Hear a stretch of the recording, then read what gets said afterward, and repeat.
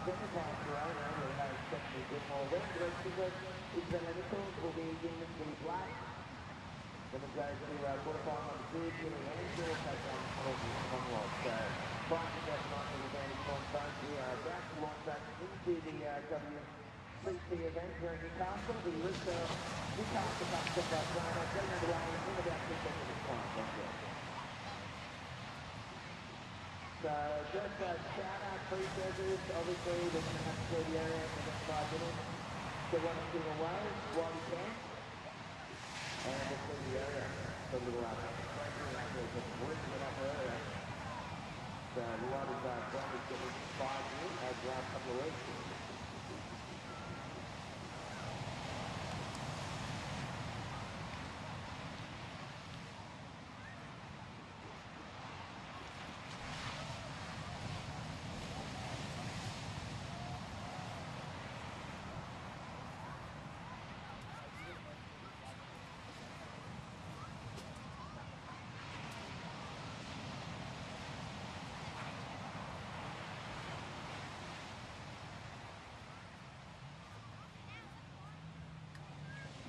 Okay, so we've got a massive pack of drops out there in Grand Junction. You guys get probably one or two more ways in, so it's going to have to clear that area and get underway. For the Bristol Newcastle Cup is led by Corona. Semi-final number 1, Spencer Gilmore was in the red. Isabella Nichols in the black.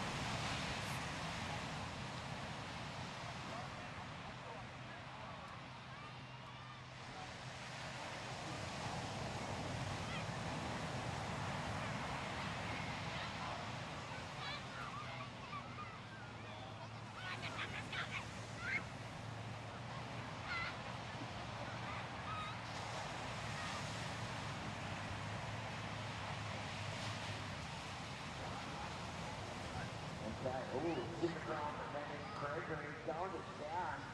Wow, that was a good call there. Joe, the little guy, put him in the goal. That's it. Yeah, man.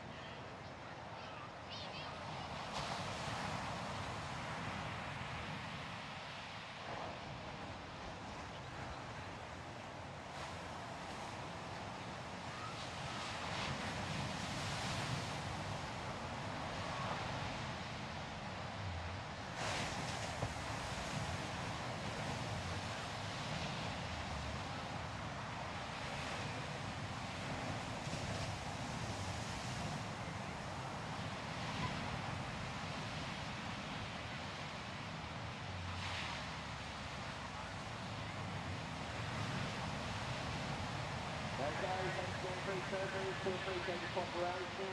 We are only moments away from launching back into the competition here. Into the fast track session, of course, we've got a bit of a polar blast marching its way up from down south. Not so much tomorrow, but Sunday it's going to be super chilly.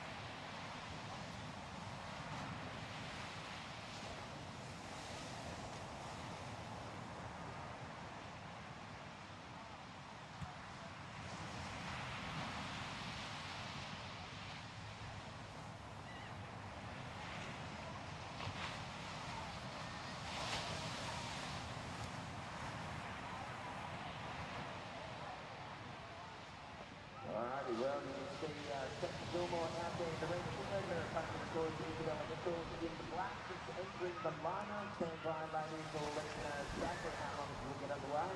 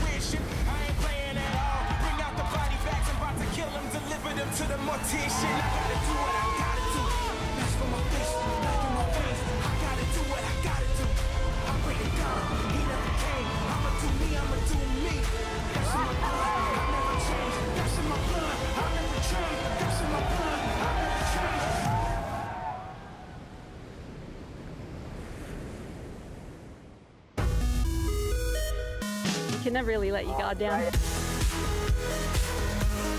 Isabella Nichols, the rookie on tour, getting a huge win. Steph's dripping. Haven't actually versed her yet, so like ever. So this is going to be good.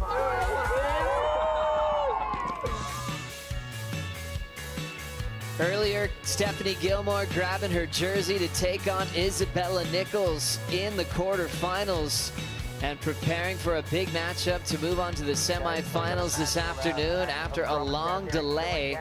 Contest officials been watching the action. Ton of free surfs went down from the world's best and also the local contingent here at Merriweather as Isabella is ready for her rookie moment on tour. A great result in the making already, and already an improvement on her ranking from her start in Hawaii this season. Thanks for being with us and waiting through that hole. Joe Turpel, Rabbit Bartholomew, the 78 world champ, Laura Enever, world junior champ, longtime touring professional. You guys, we waited through that little bit of a holding period, and great news, Rabbit, we're back on. Oh, it's awesome. The women's quarterfinals, and starting out with a 7-time world champion against Isabella Nichols. They've never surfed together, a debut kind of heat, so that's very exciting. How cool, Laura. I mean, you spent some time with Isabella, was it last night? Yeah, I did. In anticipation of this matchup? Yeah, I mean, I've spent a lot of time with Isabella last night at a signing, and then, you know, Steph, we've been surfing together on some lay days down the coast, so both, I mean, this is a super exciting matchup. I'm really, really excited. I know Bella last night was, you know, she was talking about how, you know, she doesn't really have that nervous energy as, you know, she doesn't feel like a rookie because they had that year off, and I know Steph's in form, so it'll be super exciting. I like that call from a rookie. You know, even though she doesn't have all the event experience in her headspace, she's thought about this year for so long. She's comfortable with this now, so she'll be taking on Steph for the first time. We'll have Keely Andrew taking on Courtney Conlogue, Carissa Moore and Joanne DeFay,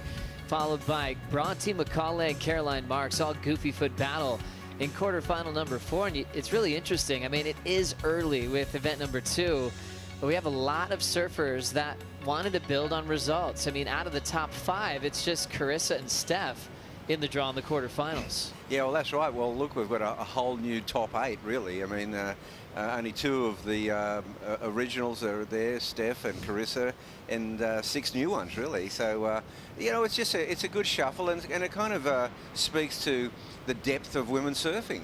It really does. I mean, it's so exciting, all these young girls coming through, and, you know, with so many of the top seeds out, you know, this is up for grabs, this contest, and it's really going to shake up the rankings. Really cool that Rabbit was sharing with us earlier that the nickname for Isabella was Little Steph. Was that right? Well, yeah, look, she, you know, Isabella comes from the Sunshine Coast. You know, we watched her come through all the junior events, and you know, it was kind of like, here's the next, like, big thing from Queensland, you know? And it was like Little Steph, you know, because she just looked like a mini Steph when she was a junior. I know. I remember her surfing in between, like just before the Snapper events, and she was like 15, 14 or something, and she was just doing these epic little snaps and jams, and has always had this amazing style. And then, yeah, she's really, you know, grown and evolved and turned into the surfer she is today. And what an opportunity to surf against a surfer called one of the all-time greats, if not the best surfer of all time. Stephanie Gilmore, 7 world titles, 31 CT wins, and that's a record in itself. Take us back to your rookie moment when you first had an opportunity to surf against Stephanie Gilmore, because that's what Isabella's going through. Do you remember it personally, yeah. Laura, for you? Yeah, back into the archives, I do, but I really do remember those first couple of years on tour where I jumped on, and, you know, for me, I got on, qualified so young, and I didn't really have that expectation. And I know Bella, she even said last night she feels like she qualified late, like she won the World Junior titles maybe 4 or 5 years ago, and then, you know, had those 3 years on the QS where she just felt like she was good enough to qualify, and she just kept missing out. But, yeah, when I got on tour, I surfed against Steph in my first event. I somehow beat her and was just like, whoa. But then, yeah, made my first and only ever tour final with Steph, and she jumped on the gun there. There's the horn. We're just kicking things off. 30-minute quarterfinals to set up semifinal action, which could be a finals day scenario for tomorrow. Still a couple days left in the waiting period. Steph Gilmore versus Isabella Nichols, an all-Australian matchup. Just getting started with Keely Andrew and Courtney Conlogue on deck. It's interesting how surfers will take those delayed times of being on hold and how they use it. I saw Caroline getting a bunch of waves. I saw Keely hanging out with Andy King, her coach, throughout that entire wait, watching conditions and anticipating what could go down today. Let's now get the official word for the rest of the afternoon as we'll send it to Stace with Jessie Miley-Dyer.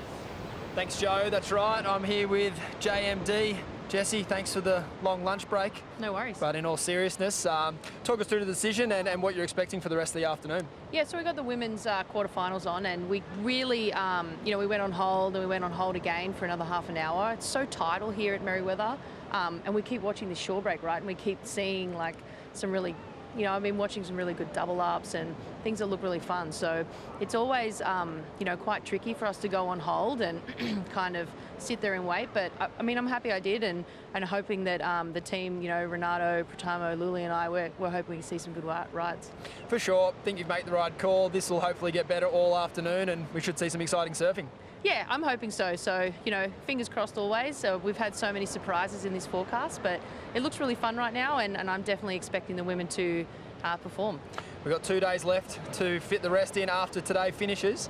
What day looks the best to you? You know what, honestly, I think tomorrow is very likely our finals day. Obviously now that I've said that, I've probably jinxed it.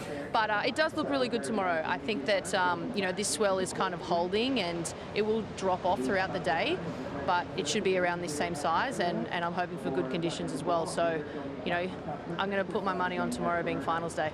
Awesome. Thanks, Jessie. No worries. Great news and a great update. Thank you, Stace and Jay Mitty-Diddy, longtime touring professional and at the helm, doing such a great job for pro surfing. She started off actually with that World Junior title, exploded on the scene. I'll never forget when she won Honolulu Bay, absolutely pumping a lethal backhand, and she's happy to call it on for the afternoon to set up a potential finals day as early as tomorrow. Great news, Rabbit. Yeah, it really is, and hopefully these conditions hold. It's great to have offshore winds. One thing I've noticed here, Isabella might be surfing against her hero, but she's certainly not deferring too much respect here. She's taken the inside position. No, yeah, Bella's fierce like that. I feel like she's in that headspace where, because she doesn't feel like she's a rookie and, she's been surfing so well. She had a good result at the Tweed Coast Pro and at North Stradbroke when the waves were pumping. She won that event. So I feel like after those few events, she's like, I'm meant to be here, and she's going to go hard at all of her strategy. And there we go, take the inside from the champ. Laura, you've spent a lot of time with Stephanie. You've competed against her. As we watch this opening ride, Gilmore trying to get free from the rookie. She's getting some space now. Little carve down to the bottom. Maybe that was just the intent of just getting some room. But I was going to say, does Steph get frustrated with those tactics? Does she ever appear irritated in the water? Have you ever seen that before? I feel like whenever I've been against Steph, I feel like she's always even mentioned that, it's hard to, I always sort of bring out this lightness with her, but I have seen her, in some heats and getting frustrated and looking, obviously just really competitive. And, sometimes you never know what you're going to get with Steph. I mean, at the start of this event, we didn't see her going for earlies, and, I was sort of... I was messaging her. I'm like, where are you? You're not out here. But then the last couple of days since she's been in the quarters, she's been out here bright and early, and she's been down here in the break. So I think she means business. There is an interesting start to her career. I mean, having an amazing rookie year and a world title, that's unbelievable. She definitely was changing the game and went on to 4 straights and started getting some rivals with the Carissa and Tyler stories.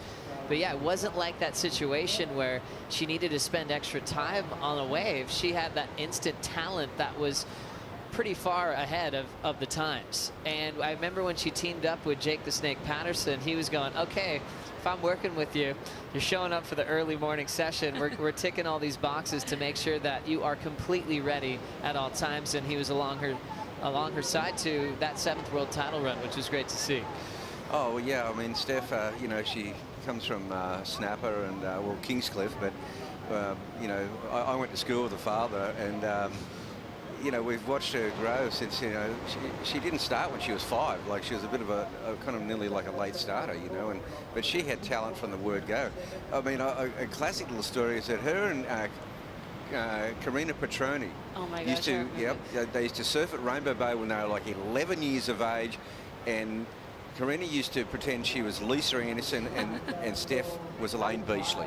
That is a classic as we watch first turn from Isabella Nichols. Wrapping cutback on the second effort. Nice, beautiful form through the third. There's the end section.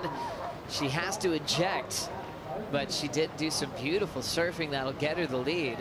I'm back in her call that she told you, Laura. She's not appearing to have any nerves in this quarterfinal heat. Not at all. Oh, and he goes, oh no, little lump coming through. But yeah, Bella ran out and surfed right after the call, after it was, called off. And she was out there this morning, and she's actually been getting so many fun waves in the free surf. So I feel like she's really comfortable out here. And, obviously having the QS here every year, she's surfed this wave a lot. And, I guess Steph, she's only come down to the Surf Fest a few times. And cool story, actually. Steph's dad lived here for about 5 years during his apprenticeship. So they've got a connection to the Steel City. I like that. A few solid turns to start, Rabbit. Yeah, this was a good opening ride, and she just came unstuck at the end there, Laura, and probably will hinder her scoring, but she got a couple of good moves in, and really, she's got the wheels moving now. Yeah, bummer that she couldn't pull that last turn off, but looking very spicy on those. That's just the Isabella snap she's got there, just so whippy in the pocket, and she's had that since she was like 14 years old at Snapper. I remember that's the turn. It's her trademark right there. Really clean surfing from Isabella Nichols. Nice and tight in the pocket, showing her flow as well. Just had to eject on the end section, but her start is huge. Opening score, a 6.67. Wow. Dimity Stoyle, this heat took a little bit to get started. Looks like the rookie's in a good spot now. Yeah, I'm out the back with Dometic, and it's a gorgeous afternoon here in Merriweather. The girls have had a bit of a slow start, and that's a fair call coming off a break. But we're nearly at mid-tide now. We had low tide at 1 p.m. and it should start turning on for the girls. It's always hard to get back after a long break because you need to kind of feel the lineup and get in position, and I'd like to see them catch a few more waves and get into a rhythm. It's going to be a good heat. Were you surprised that Isabella was kind of demanding that inside position, Dim? I wasn't surprised. Isabella is, she's a fierce competitor, and I love that about her, and it looks like she's going a bit of a nugget right now. Thanks, Dim. Looks like Isabella almost thought she was going to get a tube opportunity. Just a little running wedge. She's forced to kick out really early. Sometimes that wedge just lines up, and catching up with Luke Egan lately, he's just been saying sometimes there's just crazy ones and then one will just line up. So it's almost like the diamond in the rough is you're looking for. They're out there. There might be a bunch of bad ones, and then one will just have that perfect slingshot wedge on it, and that's what you're looking for out there today. Yeah, well, there's been a lot of there's been diamonds in the rough, but I mean, gosh, I mean, the judges really like that wave of Isabella. I mean, if she'd held onto that last maneuver, she might have got like up in the excellent range. That's a good score. Missed opportunity there that she didn't land that last wave, that turn. But I mean, yeah, just talking about the conditions all day, we've seen, you know, like when I was out there in Julian's heat, he was just waiting and being selective. He knew what wave he wanted, but it just didn't actually come through. But then Morgan was in the same spot and was getting those waves that he was looking for. He knew what he wanted, and he got them. So I mean, I feel like Steph's going to be quite selective now that Bella's actually got that good start. You know, hopefully she can just get the ball rolling and just get, you know, get a couple good turns in. And yeah. What an interesting opportunity as you see Isabella Nichols being the rookie on tour, building on her rankings and her profile on tour, and sparring with one of the all-time greats in Stephanie Gilmore, who began her tour life in 2007 as an exciting rookie that took over the world. She is so incredible, so many records as we dive into her deep stats powered by Hydro Flask. 31 career wins. That is the record. She passed Lane Beachley a couple of years back. Remember that final she had at Karamas, getting the 10. Oh, and man. I don't know if any wave was served better. Wave ever. Ever. Every time I say that, I'm still mind blown. I'm like, oh my God, the way she stalled into that barrel and then made that last turn, like fell back and like came out with so much style. I was like, that was the best. It's interesting too, because you start talking about your prime or your peak. We mentioned this a few times earlier, Rabbit, when you think about retirement at different stages, and Stephanie Gilmore is timeless. Like her style, her accolades, the way she's surfing these days, you're going, it still looks like she has so many years ahead of her. Yeah, I mean, Steph could really just keep surfing at this level for a very, very long time. You know, she's just got she's just got this economy of movement, and yet you don't know until you're in the water with her how powerful she is and how fast she's surfing, Laura. Honestly, yeah, she's like fine wine, guys. Honestly, I think this year, seeing, you know, she got to spend that year at home last year, and they got pumping waves, you know, during COVID when they couldn't travel. And, you know, I was, you know, we were in Sydney, we had the lockdown, and I wanted to get up there for those surfs, like the swell's so bad. But yeah, Steph and all the girls. I know that she was surfing with Tyler, Dimity, Macy, and Nikki also was up there as well, and they were getting pumping waves all winter. And yeah, she's been ripping. Well, Steph wants to answer because Isabella had that 6.67. Nice start for Gilmore. Full roundhouse wrap and got the rebound. That's going to stop short right there. Gilmore looking for just a 5.11 to get the lead off the rookie.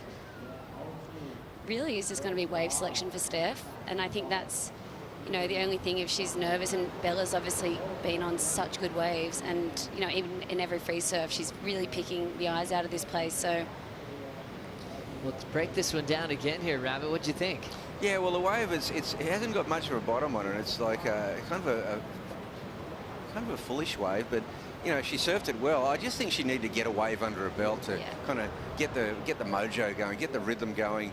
You know, sometimes I do watch some of Steph's heats, and I just wonder why she doesn't just surf. It's so true. When you see her waiting, you're like, just catch a wave and you'll end up winning half the time if you have the talent of Gilmore. She had that beautiful board, that epoxy board in the early round when it was nice and small conditions for it, and then she changed her equipment. So this is the replay on Bella's first wave, and that's her third maneuver, and then she doesn't quite make the end one. She got a 6.67. And Steph's score coming in at 4.5, so for not a lot, still a, you know, I think good backup, and I think that'll at least take the pressure off a bit. Isabella was so amped to surf against Steph for the first time, and looking at these turns and the score, you're like, she's right in the mix, already putting pressure on the 7-time world champ. Think if she had the finish. Nice tight power surfing in the pocket for Isabella. Yeah, that third maneuver was the one who got her the score, that's for sure. Yeah, she just throws so much spray. What a great heat. It's so interesting to see fresh matchups in these quarterfinals. Both girls obviously riding DHDs. They work closely with Darren. Steph's been working with Darren for years, since he had hair back in the day. And yeah, Bella obviously in the last, you know, I think she's been riding DHDs forever too. So both of them living on the Goldie, both of them, you know, getting to fine tune their equipment, and yeah.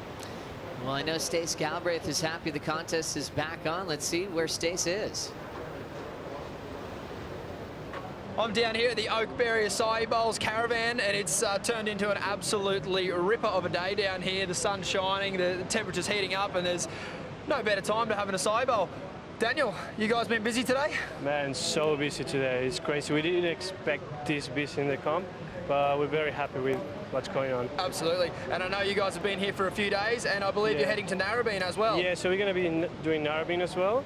And yeah, we're here since day one. So, and just serving acai for everyone, athletes and everyone. So awesome. Yeah, I've noticed a few of the athletes enjoying it.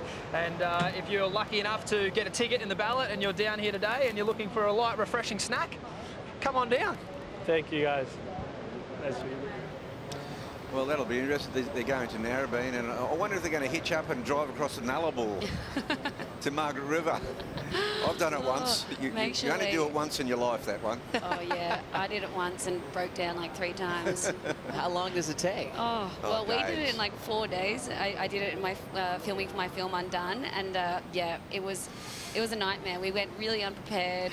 Our trailer, we had to get it towed, and it cost like few grand to get it towed to like the nearest town 500 kilometers away. Yeah, but when you're prepared, it would be fun driving across. I mean, and then you got to start, you know, the obligatory, you know, you're stopping at Cactus on the way, that classic desert spot. Of course, when we did it, that was before leg ropes. It was a lot spookier back then. Joey, you would love it. There's a golf course that you can do like Really? all the way across. So you recommend Maybe you it? should drive to I've WA. heard some crazy stories of people driving across the entire country. I remember Chris Ward famously did that, and Yeah. where everyone's like, is he going to make his heat? Somehow he showed up. I think John did it one year as well, drove across just to do it on the way over. It's an amazing experience. Definitely going to want to do that at some point. 14:40 on the clock. Steph Gilmore, remember, had the 4.5, needs a 2.68 to take the lead in this quarterfinal. As you see the whitewater roll in from Isabella Nichols, haul off the bottom. Nice power hack from the rookie. Hits it off the lip again for a two-turn combination. Wow, Steph actually had priority for that and was a little bit too deep. So I've seen that today. You know, people picking, people under priority picking them off wider. And that's exactly what Bella did then. Very clutch maneuver there for Isabella Nichols, because remember, she had a 6.67 and the judges rewarding those turns. I felt like she had a bigger section to work with on that opening re-entry. Steph Gilmore is going to pull in quickly and lay down a little down carve, wrapping it in front of Isabella, and she'll kick out. So still the energy, I feel like, is favoring the rookie right now. Yeah, that wave that she got, it just lined up and just had that. She's just finding those perfect clean walls to just get the turns done. And, the Shorey of Doom has calmed down a bit now. That was wild this morning. I could not believe that. Let's see what happened here. So Steph had to let this one go through. Isabella capitalized, Robin. Yeah, she sure did. Oh, that's a great turn right there. Really vertical pocket. And just two turns, but they were quick fire, and they were critical. They really were. That's going to be putting the pressure on Steph now. Their trademark, she's just so clean and crisp there. Finished it really well. Got a bit lumpy and bumpy, but she just got it. I think she just knew she had to get that last turn in. There we go. Look at the score, guys. Solid number for Isabella, 7.23 coming in, and Gilmore took this wave immediately after Isabella just to try to force a little rhythm. Check it out from the water. It still looks like she's going to need a lot more, Robin. It certainly does. I mean, Isabella's put on two big scores now. So the pressure's really on the seven-time world champion, that's for sure. She gets just a little cover up here, a bit of a shampoo. And yeah, this is a nice turn, man. Great cutback. Steph Gilmore slashes down this, and then she just keeps the momentum down the line. She knows she needs a bit more. Back to live action. Gilmore off the lip is starting to heat up. Frontside wrapping turn, and is able to whip that end section. She'll be incomplete on the final turn, but you can tell she's really trying to feel it against Isabella, playing catch up, trying to break down a 9.4 to take the lead. Laura, it's interesting. You mentioned how when you were a rookie and you had Steph for the first time, you found a win. And we kind of reflect on her heat at D-Bach a couple of years ago. Caroline Marks beat her. Is there something about the unknown, about a new surfer that Steph's sitting next to, where sometimes it's a little harder to figure out what they're capable of? Totally. I mean, I think, for Steph, yeah, that would be that unknown, I think, and also that in the back of her head, I don't want to get beaten by the rookie. I'm the champ. So, I mean, I know every surfer, everyone coming up against the rookie would feel that, the rookie feeling a little bit less pressure, and that's when they can do damage and surprise everyone and come out of the gates firing. It certainly is an opportunity, just like the heats the guys have against Kelly. If you get a win off Kelly, everyone hears about it. Same thing with an opportunity to surf against Steph. Isabella Nichols, if she could keep this lead, that would be one of the biggest heat wins of her career. Last score for Gilmore, 5.4. Now needing an 8.5. Yeah, so you can see she hasn't been on the best waves of the heat, but she's still getting scores. As we see priority with Isabella Nichols, and the ocean is starting to pick up a bit. We'll see if Isabella's going to get another keeper here. As we have an amazing rookie performance in the making, as she's got the lead over Steph. We'll be right back.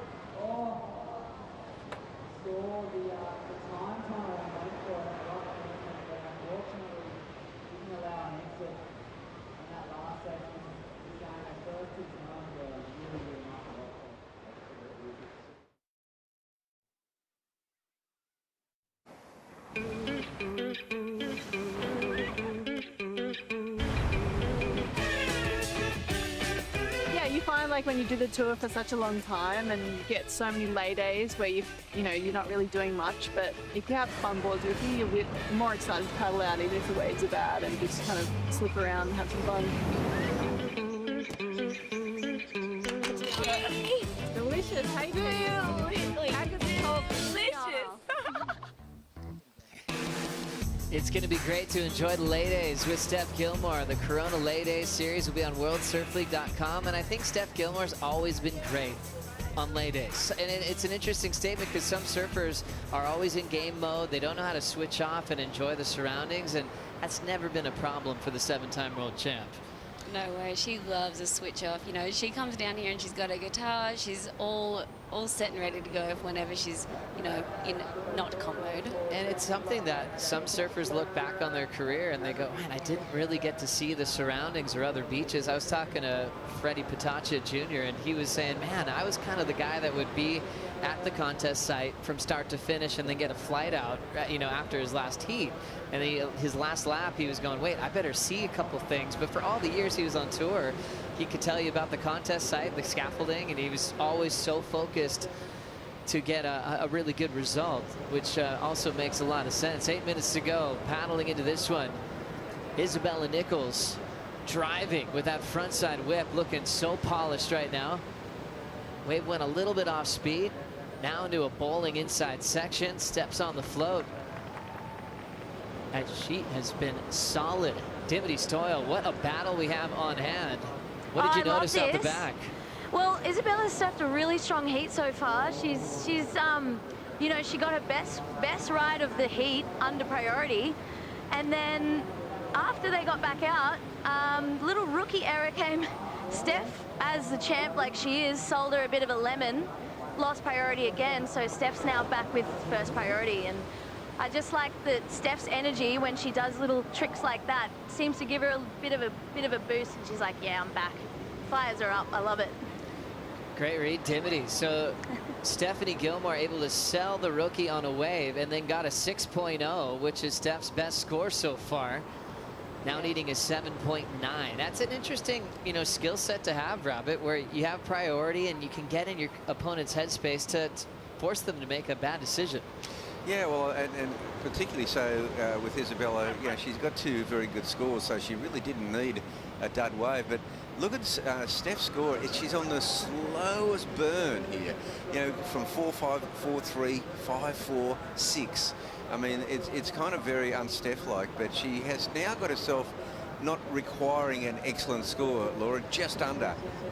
Yeah, wow. I mean, that's the thing. She's slowly but surely finding herself on better and better waves. So, I mean, that's the thing. She just hasn't been on those top to bottom waves that Bella's been on to be able to unload. But on that 6, you obviously saw her just find one good section, and she just throws so much spray. So if Steph can get a wave and she's put herself in the position, she's got priority with 6 to go.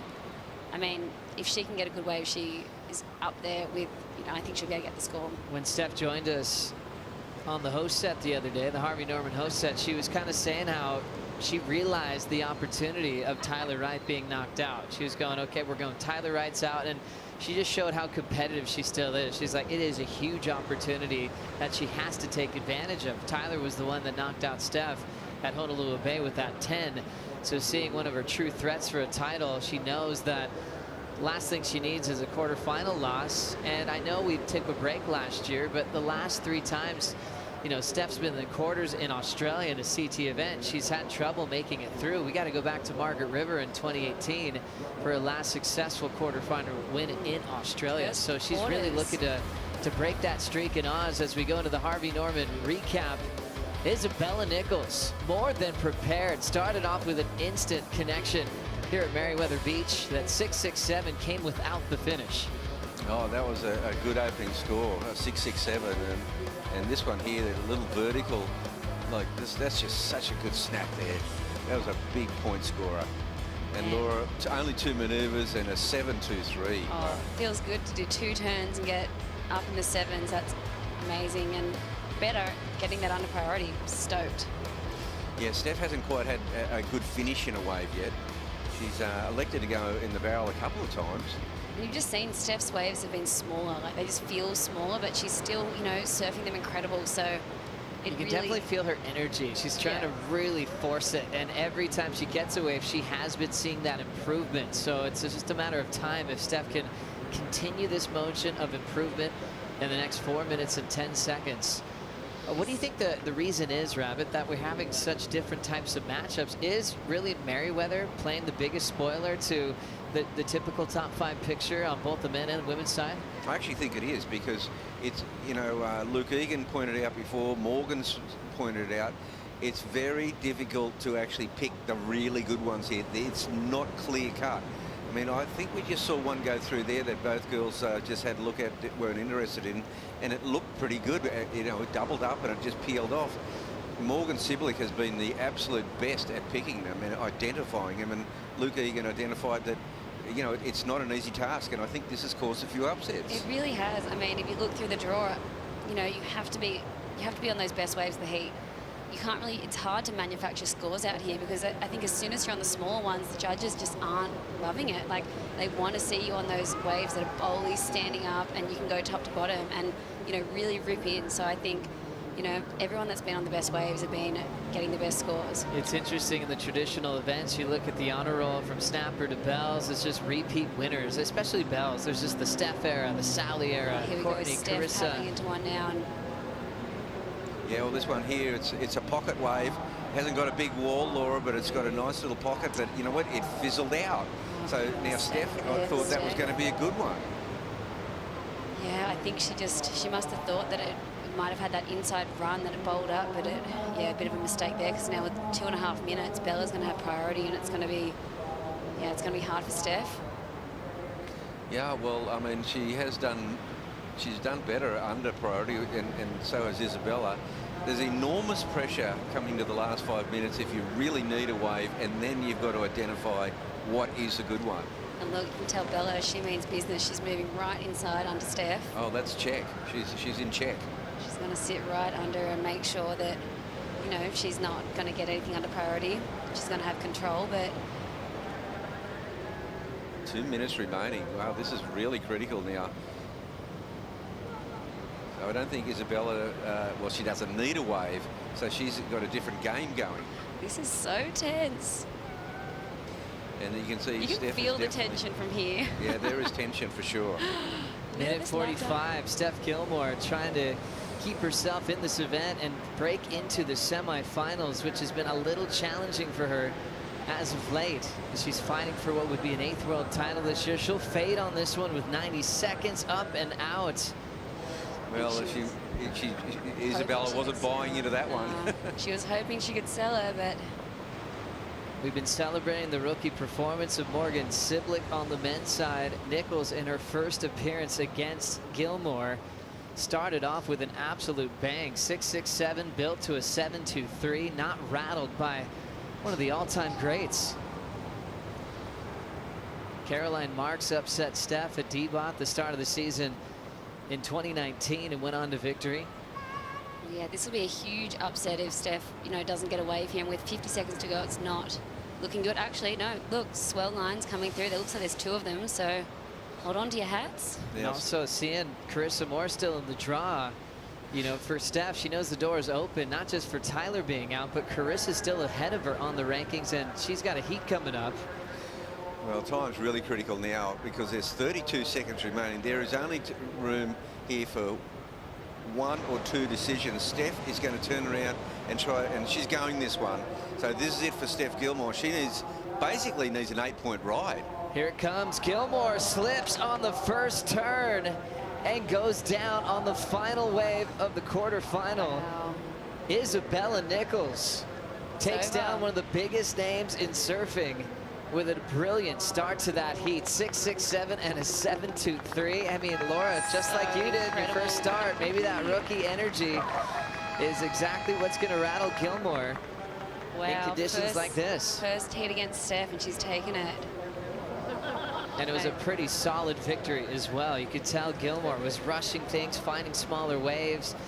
He definitely had her a little bit off her game from the very beginning. And Nichols will be into the semifinals to compete again on finals day.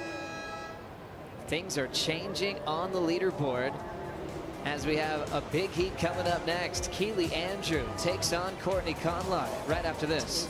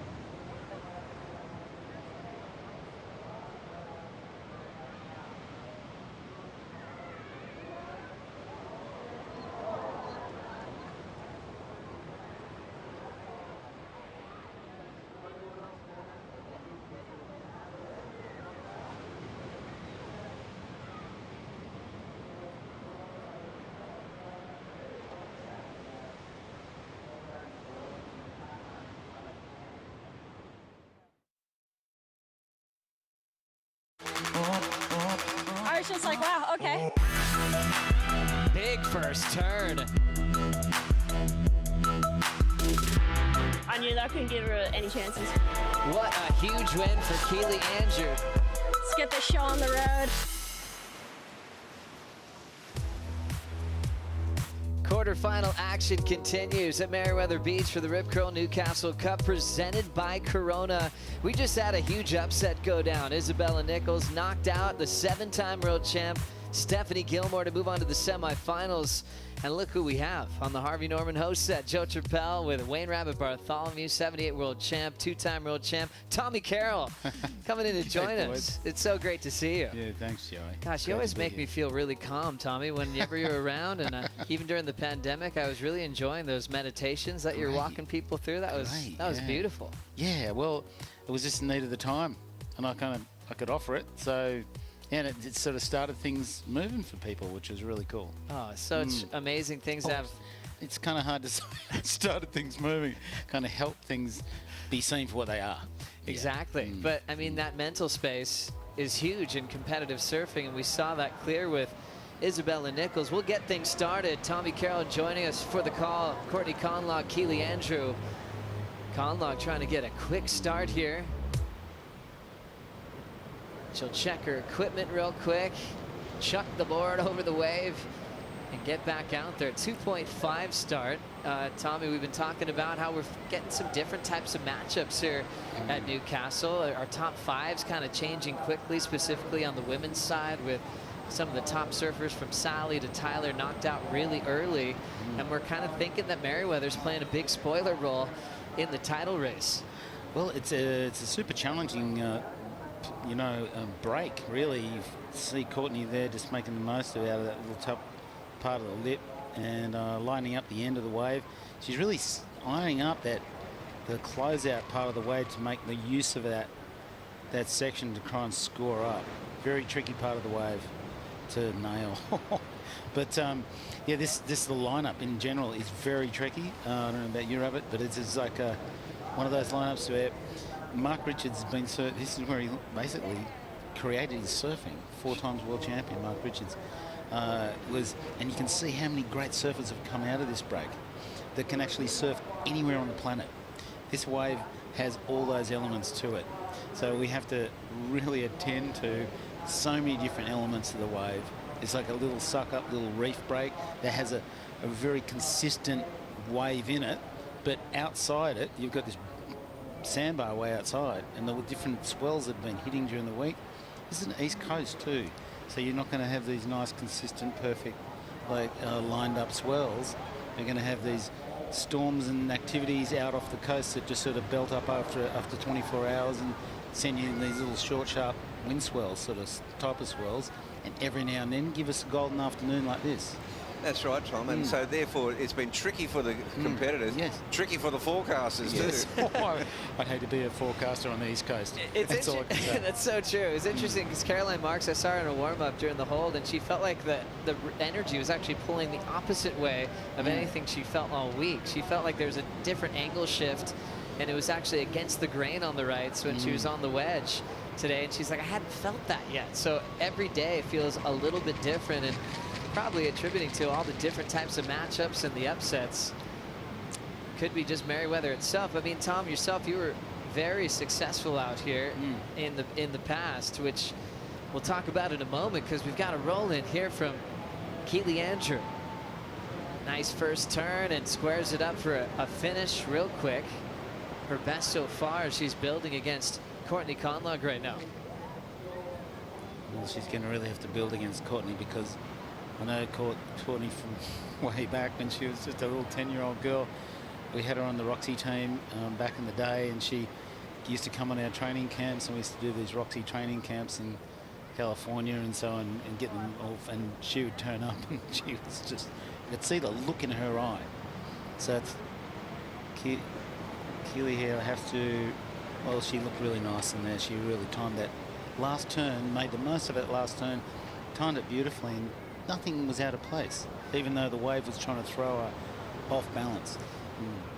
Let's now get into the mindset of Courtney Conlogue. Dimity, how do you think she's feeling confidence-wise? Oh, Courtney is so fired up. She was saying before she paddled out that she was just ready to take on that Shorey, and that's what she's like. She's such a fierce competitor. I'm almost going to say she's the most fierce competitor that I've ever surfed against on tour. The year we surfed in this event, we were in the harbour, and there's metal and all these crazy stuff on the bottom, and she pulled into a barrel and actually got slammed onto the bottom, cut her through her wetsuit, and she just came up saying, oh, I want to get another one. Like, she was just laughing, and I was like, wow, you are incredible. That's that sea tiger. I think that's her nickname because she has that look of no fear. It makes total sense. I know, she is a sea tiger, and she paddled past the ski before and she was just so fired up and ready. So I'd love to see her attack that Shorey and see what she's got. Oh, I love that story, Tim, and it's really cool. It feels like Courtney Conlogue, you know, through some injuries, has just been waiting to get back into that world title contention form that we saw her just take over. Once she figured out the system, she was winning so many events. She actually has more event wins than Sally Fitzgibbons in a shorter period of time. As we watch Keely up again. Clean first turn. Now she'll set up another open face whip back up to the top. So 3 maneuvers, and the last 2 are incredibly quick in a small space. Already had the 4.5, so a 0.53 Rabbit gives her the lead. Yeah, well, you know, she's going to have the 2 highest scores of the heat so far, and she got that one paddling out. So I think she sort of, maybe Isabella might have inspired her, you know, that she could take on, I mean, you know, she's against one of the fiercest competitor in the women's tour for sure. And, you know, we'll talk a little bit more about Courtney. I mean, her, you know, that injury, her series of injuries, Tom, really took her out. And then when she came back, she came back at a part of the tour where she had a really low seeding, and she, you know, she really hasn't quite recovered that place she had in that top 4. Yeah, you know, she's up against high-seeded surfers early in tournaments, and she was against Tyler. You know, I mean, she was successful. But she's weathered a big storm. Yeah. She's here today, and one thing about what Keely's showing is that we can't. This is a good ride, Tom. I mean, you're pointing out before, like, everything's just clean and crisp. Yes. And Keely has laid down the gauntlet with this ride. And I'm super impressed with how she ends her rides here. They're very tricky endings. Yeah, and she's able to get super vertical, throwing her upper body, completely twisting it in perfect timing to make the landing. And that's a 6.83. And she's casual. I need it. She's done well. Well done for Keely. It just reminded me the last time these two had a heat together. It was actually a semi-final at Lowers. Keely got the win just in that one previous heat they had together. And Keely ended up finishing runner-up in the final to Silvana Lima. That was years ago. I mean, just like Courtney, Keely went through that crazy knee injury in France. Had some time to recover from that as well. And it's great to see her back in form. I was walking down on the beach just kind of getting a feel for the crowd, and I walked by herself, her family, and Andy King. And I just sat next to them. The banter they had was unbelievable. They keep it fresh. The humor was hilarious. But they're all eyes on this lineup trying to read it well. Which kind of brought me to my last point. Tom, how did you find so much success here at Merriweather? Because it's got so many different types of moods. Well, in fact, here we go. Before I go into... Oh, tucking into the barrel there. That's always fun to watch, almost like pulling into that first section. Courtney gets a bonus cover up, and she will try to go for a third, and she'll just pack the end section. Love her approach. That was so fun to watch, and I think any surfer gets excited when you see a wedge just scooping up under your feet, and you know you're going to be pulling in, even though she didn't get crazy deep or was in there a long time. That was just a lot of joy in that wave. There was a lot. It was a crowd pleaser for sure. There were 3 little barrel sections, but I think she'll only get scored for the one. 100%. Yeah. The one she made in the midsection. She found that one bit, and then she sort of was trying to find the rest. Yeah. And she didn't, But you could see that feisty, she's super athletic, feisty sort of movements in her body, sort of looking down the line. She's sort of almost forcing it. So one thing I find that out here, particularly today, you can't really force it. I mean, you know, you can see in the replay, she gets that first bit, and then now that is a nice turn, and gets behind the section, beautiful, and is looking for it. She knows she's going to get taken down at the end there. There was no escape, really. What a cool setup turn. It was a lethal carve to set up that barrel. So that combination in particular, Rabbit, I think the judges will really enjoy that. Yeah, there was that midsection of that wave where she, you know, she was really dynamic. So she needed to get going, and she's coming with a 5.67 for this one. So that's got her back into the heat, that's for sure. That technique just to pull up and under the hood is so great to watch, slowing it down for Courtney. But this big power move set up that second barrel opportunity, Tommy. That's it. And the way she sort of set up behind it there, tucking beautifully, escaping the lip, and just aiming it down the line, knew that she had to doggy door it. And then trying to get back around the section. Maybe she knew that she had no exit other than just to pull in. That shore break was going to take her out. And she was ready for it. And with that, you know, missing the barrel on the end, because a closeout sometimes feels fun because you get a great vision. Right there, it's probably you're getting a little bit of a beating, but she really got scored for that beautiful carve into the pit, 5.67, really putting her right in the mix in this heat with more waves on the way here.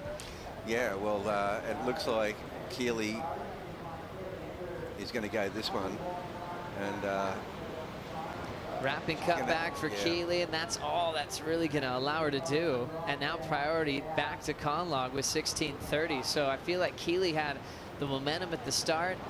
Now Conlog 5.67 and priority. She's still looking solid here in the second quarter final. Let's now catch up with the rookie, Isabella Nichols, is with Stace. I'm here with tour rookie Isabella Nichols, who's just given us one of the biggest upsets of the event. Isabella, you must be over the moon. I'm pretty speechless at the moment, to be honest. Steph is my idol. She always has been, always will be, and I mean, she was the first person I looked up to, and I still do. So to have a heat against her was pretty surreal. When I saw the draw come out, I was pretty stoked. I didn't think that was how that heat was going to go, but I mean, I'll take it. Did you rip her posters down off the wall as soon as you qualified? No, hell no. No, who uses posters anymore, really? Come on, you're not that young. Oh, yeah, I'm still a grom at heart. Exactly. But no, she's honestly looked like she's my absolute idol. I told her that at the end of the heat just then. So to have heat against her, I'm just happy in itself. So the outcome for me is kind of an extra bonus. For sure. I thought you surfed that heat perfectly, obviously starting the inside. And you mentioned you had a little bobble there with priority, but it certainly worked in your favour. How happy were you to see Steph let that 7.23 go? Yeah, I mean, I made a mistake and I knew straight away that it was a terrible wave to go as soon as I took off. And I know that Steph can capitalise on any mistake that you make. So for her to let that wave go, I was pretty happy. I had to swing real late, and it was kind of only a one big turn wave. So I mean, yeah, I'm pretty happy. Awesome. I'll let you catch your breath. You're on the semi-finals. Good luck. Looks like we'll be on tomorrow, and best wishes for the rest of the comp. Thank you so much. Cheers.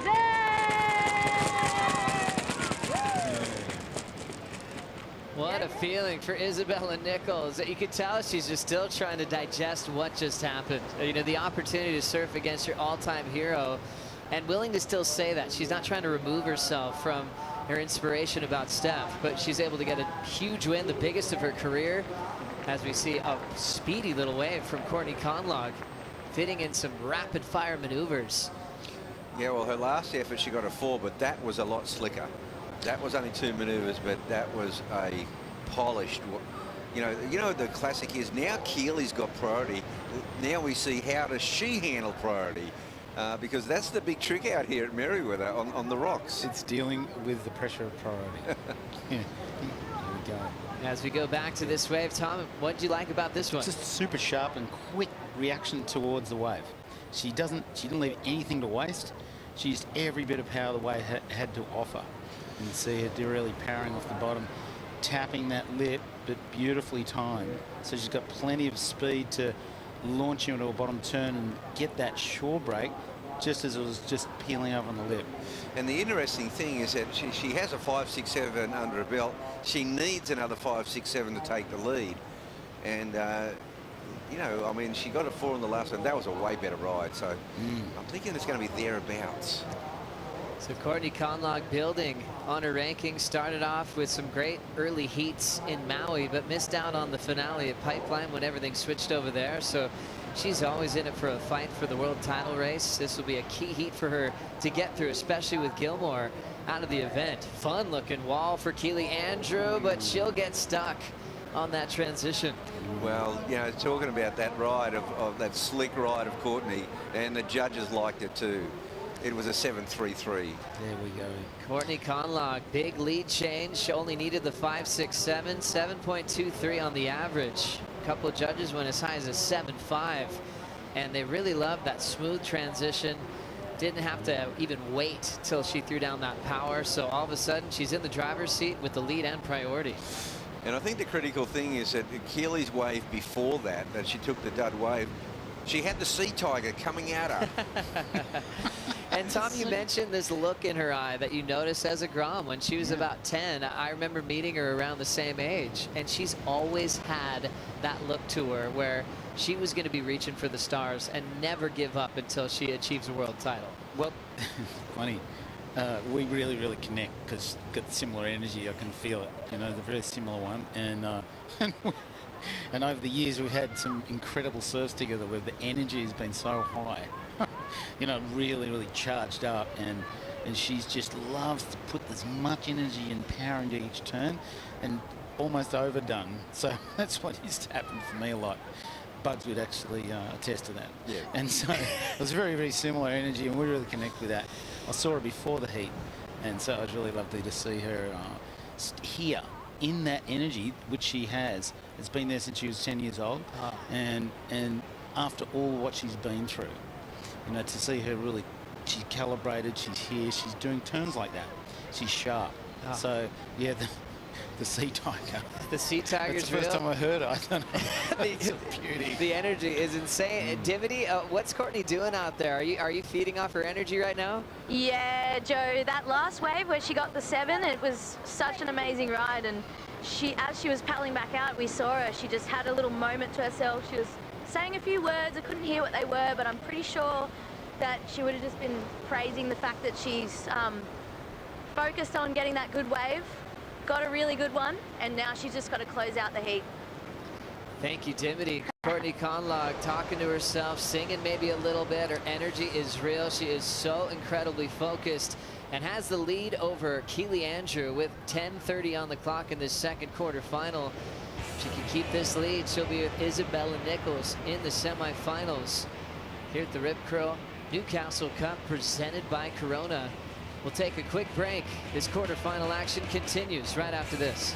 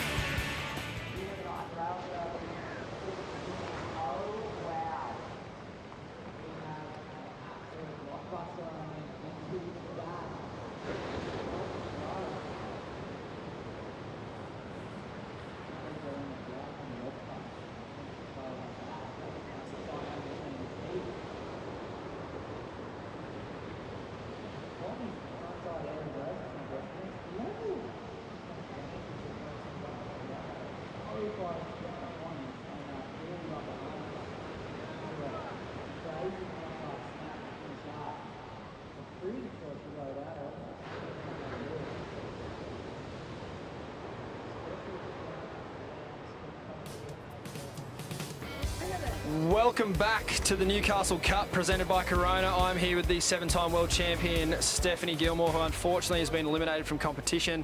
Steph, you've had a few heats. How quickly do you digest these things? Yeah, actually, I just asked the WSL how many heats I've actually had after seeing Adriano got to 500, and I'm at like 441, so chipping away. But that was a tough heat. You know, Isabella, she's a rookie. She's just like on fire at the moment, surfing really well. I've watched her grow up on the Gold Coast, and yeah, she's just improved so much recently. And yeah, I don't know, it just wasn't my afternoon. It wasn't really on. I was kind of letting waves go that I should have been going on, and yeah, just bad wave choice. But it was fun out there. Waves are awesome. Good conditions, and yeah, it was a bummer. But certainly a beautiful afternoon. I think you might be the ultimate surfer. Just can't help yourself when it starts to barrel, right? I know, it's just, yeah, it's silly because it's like 2 foot out there, so I shouldn't be pulling into anything. But when it's sparkly and there's a crispy light offshore, it just, you know, it's too hard to pass up. But yeah, I have a nice vision. It probably doesn't look so good from the beach, but yeah, didn't make any sense. Looks all right from the beach. Don't know what the judges would think of it, but that's for another time. Speaking of beautiful afternoons and beautiful days, you've been working with Corona on the lay day series. Unfortunately, you will have an extra lay day this event. What have you got planned? I will, plenty of lay days, and you know, Corona, we do some really fun trips around. Obviously, I get my friends together and we go surfing, we ride different equipment, and we just, yeah, we make cool clips and enjoy ourselves with a cold Corona at the end. So the clip's online, everyone can head to WSL and check it out. And, awesome. Yeah. Thanks for your time, Steph. Don't stay too thirsty. So much to Steph Gilmore, having a laugh, and I love that she's obviously moving away from a loss, but also thinking about what she's done in her career, thinking about how many heats she's surfed. Well, that was her 91st CT quarterfinal appearance as well. She's had so many records, which is amazing. That was her 40th quarterfinal just in Australia in CT events. Her dominance is real, as we call her one of the all-time greats for good reason. Does her title chances change with all these new events on tour? I guess that's what we'll wait to find out as we have some surfing to catch up with. Keely Andrew really lit that thing up, Rabbit. Yeah, and she's taken the lead. What a cool customer. I mean, Courtney just laid it down there with that 7.23, took the lead, and Keely just sat out there. She got that wave, a 6.87, and that, she mightn't have the highest score of the heat, but her combined score has her a handy little lead there, because now Courtney, she needs a 6.47, like she needs a 6.5. So big lead change for Keely Andrew. That was crucial. I love this battle because Keely had momentum to start. Courtney got it back, and now Keely putting pressure on Conlog once again. So it'll be interesting to see with a whole new year that we have to really digest with these 4 events in the Australian leg, which is so amazing. We had history for the women at Pipeline for the first time. And for someone like Steph, who from 07, 08, 09, all these world titles, she's going, okay, snapper bells, like she's got this system for all these events, and she's won all of them. And now we've got a whole new year for her to be inspired for, but also have to maybe learn the ropes of some of these spots. Tommy, what do you think? Absolutely. I mean, it's just so good to hear the women are at Pipeline. This is just I mean, to see Keely surfing the way she is in this heat, and in particular the young girls like Isabella Nichols, you know, Steph has led the way. She's opened the doors in such a graceful way, and she's just allowed, girls, it's time, let's get moving, and they're doing it. And so let's see what happens. I mean, I can't wait to see. I mean, I know Chris and Moore and Tyler Wright, they just love anything now Pipeline. I can see what they're going to do with it is going to be super interesting. And also the addition of bringing Tahiti back to the women's tour, and Rabbit, how crucial that's going to be in the lead up to the Rip Curl WSL finals, back at one of the scariest waves of the world. Well, it really is. And I mean, the last time, you know, I was there when the last time the girls surfed Chopu, and perhaps at that time there wasn't the depth, Tommy, and a lot of the girls were pretty frightened and hesitant. And it's a sort of wave where if you are hesitant, you're going to get hurt. Whereas now, you know, you look at, I mean, Sally and Carissa and Tyler and Courtney and Steph, and I mean, you know, Tatiana, it's amazing. Like, they're going to take it on. I can't wait. The energy is ripe. So it's just, yeah, and they're just leading the way. There's so many young girls watching this. They're just pinned on it. This is a whole new look. It's happening. We're right in the middle of it. It's just beautiful. That's right. Really and of course, Caroline. Caroline. I mean, it's going to be fantastic. So, it's really something to look forward to, Joe. As a multiple-time world champion, we've been lucky to have a lot of champs with us, just like Rabbit. Your take, Tommy, I haven't heard from you yet. Rip Curl WSL Finals, top 5, surfing there on a one-day situation. What are your thoughts? Oh, gosh, so hard. The talent is extraordinary. And look, you know what? I'm going to have to sit out on that because it's too full on. And it's, this is a bit of a new world at the moment we're sitting in. And there's going to be all this amazing stuff revealed through these conditions that we're surfing under. So it's whoa, just at that end section was very, very tricky. Just saw Keely go down as we're catching up with Tommy Carroll about the end of the season in September. Keely, one of her best results of her career came in at Lower Trestles, where we will be crowning world champs this year for the men and women. Keely taking that wave, though. We're at a critical time in this heat. 2:45. Conlog does have priority. You can see her moving a bit in the water. Dimity noticed she was being vocal. She needs to find a way to get another score of a 6.47 to get a part of the semifinals. Yeah, she's really under the gun here. But I think, Tommy, I think the question was more not who's going to be in the 5, but how, are you pumped about the fact that it is going to be this one-day world championship? Absolutely. I can't. Because everyone's going to be they're going to be worked all the way up. This is going to be the final, and there they are. They're all sitting there, okay, looking at each other, going, right. There's going to be a decision today. And it's a powerful moment. We look back in your career, and there was those moments in Hawaii where there's multiple contenders all fighting for the same goal. As we see an important ride for Courtney Conlog, the Sea Tiger belting the end section, staying on her feet. Had the flow and rhythm. Was it enough? A 6.47 gets her into the next round. Well, she's just got to improve. She needs a 6.47, like a 6.5, and a minute 40 remaining. It's she's a borderline case, that one, Tom. Yeah, that's a toughie. I mean, even compare it with that other ride that she had. That was probably a little cleaner and the flow was better. And the size of the wave was better. It was a bit bigger. Well, let's have another look. Tommy, take us through this one. Okay, so she was really looking to get everything she could. And she was using all the power in her body to get, literally, there was not much in that wave. It was like as if the wave had been sucked of all its energy. And your read was perfect on that. That is just under 5.57. So Courtney, with a minute under priority, still needs a 6.47. Keely's moving right down underneath her to shut this thing down. Yeah, similar to what Isabella did in the last heat, but in that last wave of Courtney, it was that first wave was nearly a bit of a check turn because she had to set up the big finale. But the first turn, she needed a bit more out of it. Keely will use priority now and up and out. That'll give Courtney 30 seconds. Gosh, is this another huge boil over? Doesn't look like there's too much in the ocean to help out Courtney as we're heading towards the countdown. You can see the next heat getting ready. That's a 4-time world champ named Carissa Moore, who will be taking on Joanne Defay.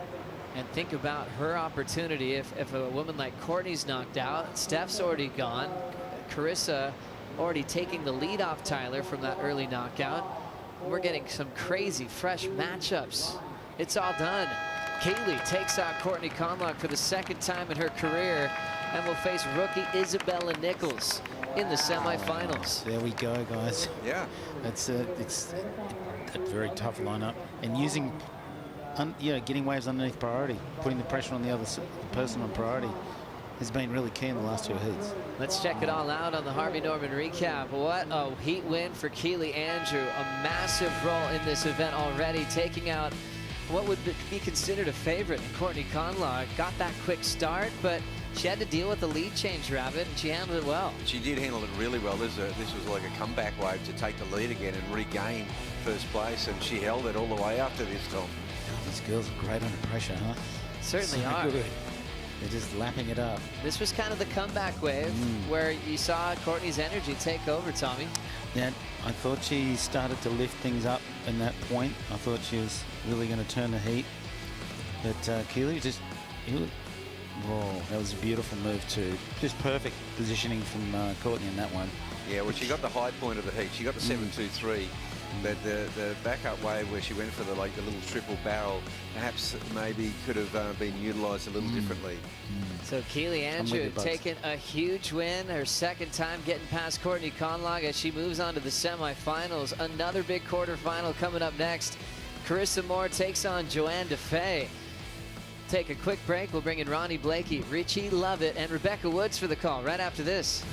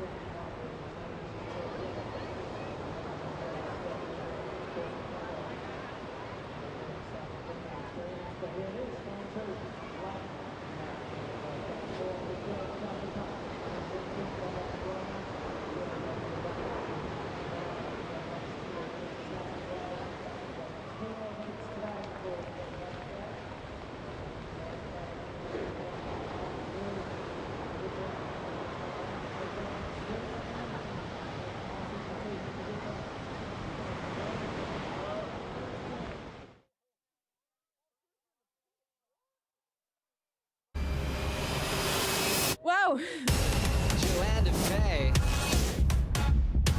You against the rest of the world. Vertically snapped out of the lip for Carissa. Beat her just one time.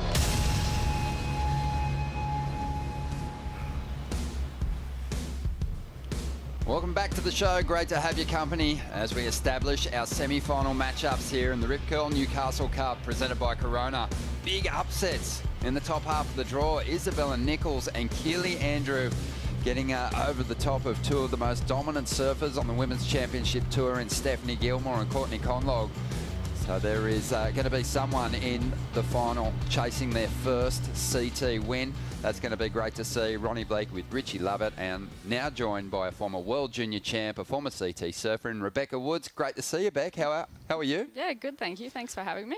Great to see you. Professional setup here. It's great. I heard very professional. The Harvey Norman set. We don't muck around. But what have you been up to? Well, yeah, I finished tour, when was it, like 7 or so years ago, at the ripe old age of 30, and that was quite, I felt done at that age.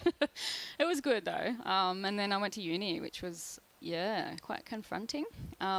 Bit of a change, and studied osteo for 5 years, and so this is my 3rd year at practice at Newcastle Osteo in town here. Moved here 3 years ago, and it's been great. Love it. Congratulations. Well, we know you had an amazing career, but we know you also keep a very close eye on what is happening, and we've got another big heat for you here. Carissa Moore, the 4-time world champion, looking so sharp, sitting in 2nd spot with an opportunity to seize the lead here on the ratings, and Joanne Defay is her rival. Plenty of history between these two surfers, and it's going to be Joanne getting things started early here. Will we see another upset?